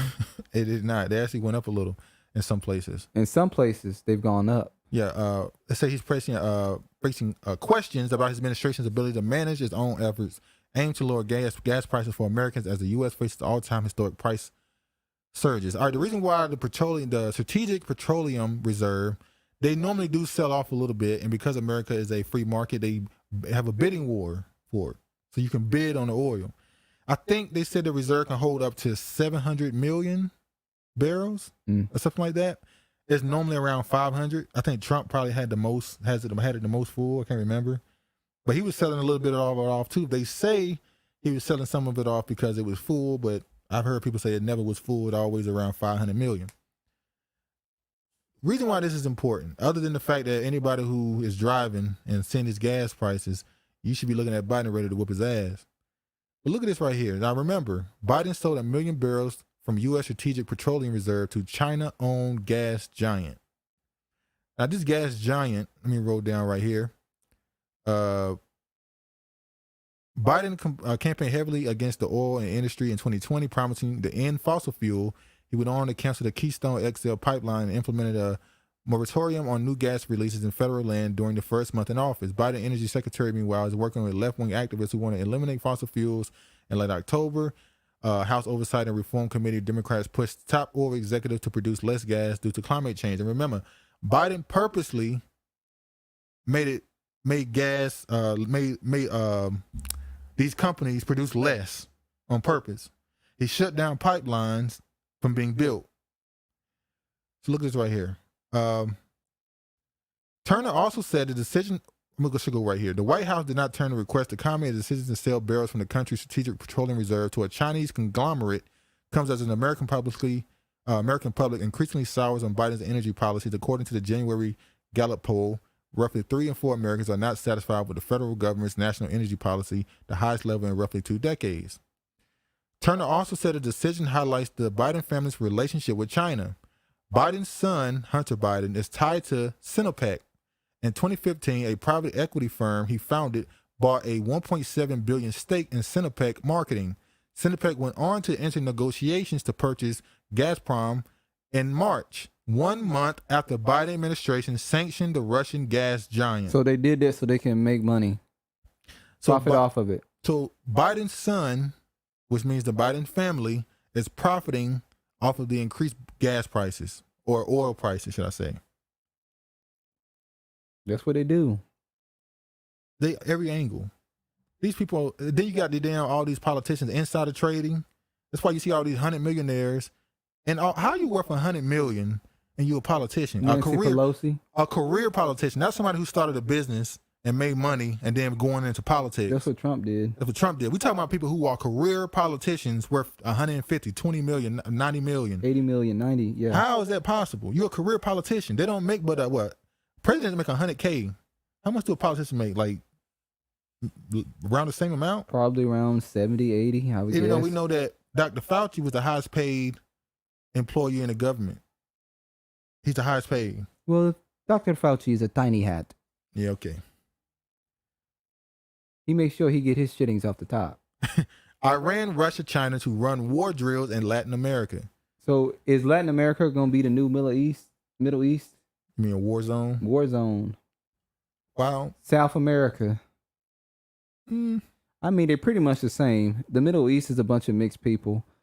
South America is a bunch of mixed people. Yeah, I know y'all don't confuse a Puerto Rican for an Arab. Like I always do it. You see a Puerto Rican and sometimes you think sometimes, not all the time. Not all the time, but I'm saying a lot. It happens a lot. They get confused with Puerto Ricans all the time. Puerto Ricans. But I want to show this too. What is this? Oh. Y'all have y'all noticed an uptick in heart problems? We're not gonna say why. Just leave it alone. There's been an uptick in heart problems, and the media has come up with extreme excuses why people are just dropping in the middle of conversations while laughing. You know, they just at sporting events, athletes, some of the greatest people in the greatest shape on the planet are just dropping from heart problems. My husband and I were laughing 10 minutes ago, and he just dropped dead. Yeah, that's what that woman said. Sudden adult death syndrome. SADS. Yeah. Look at this. Breathing too many times a day could raise your risk of a deadly heart attack. These are real headlines, by the way. I'm going to try to cut back on my breathing. Expert warns that shoveling snow can be a deadly way to discover underlying cardiovascular conditions as straining the heart with physical activity could cause sudden death. Thank God it don't snow here that often. I don't got a snow show. Physical activity may increase heart attack risk. Physical activity is supposed to help your heart. Well, I haven't been running once or twice a week because I've been working so many hours for the past month, so. Running puts men at risk of heart attack and boosts women's health. So you know that young men, for the most part, are the ones who are really dealing with this sudden adult death syndrome. Oh, you remember like the UK soccer players over there? Mostly men, young boys, young men are the main ones. In the middle of a suffering. match to just have a stroke, heart just attack. immediately. Gum disease is linked to heart attack. Don't have gingivitis. And diabetes. Brush your teeth and floss, people. Energy bill prices rise, may cause heart attacks and strokes. That's the truth. Because let me tell you something. When the black people look at their bills, especially cable bills, and if the price goes $10 up. Let me tell y'all something. Let me tell y'all a story. Y'all remember that episode of Martin when the landlord he let the gas get cut off for $5 because $5 increase? There was a person in my life who was very important to me, who woke up very early in the morning complaining. This woman woke up very early in the morning complaining about an increase to the bill. And just like any time when somebody is passionate about something, you listen. So I listened for an hour. And then I read the bill for myself, and it was a $10 increase. And I told this person, it's a $10 increase. And they said it's the principal. Same thing on Martin. They were like, yeah, baby, I'm glad you got that fixed. I wouldn't pay $500. So we've been gone. We would have been gone, baby.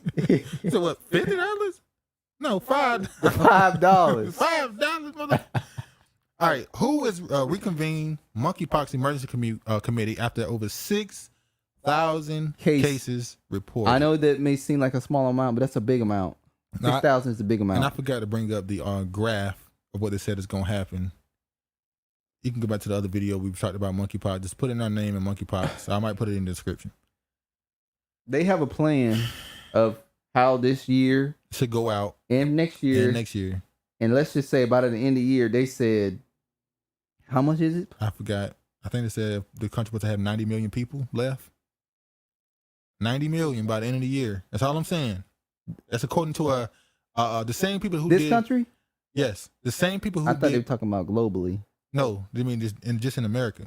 The same people who did who ran the test for COVID about what could happen with COVID and then it ended up happening are the same people who ran this test with monkeypox. So, and they were wrong about how many people would die with COVID.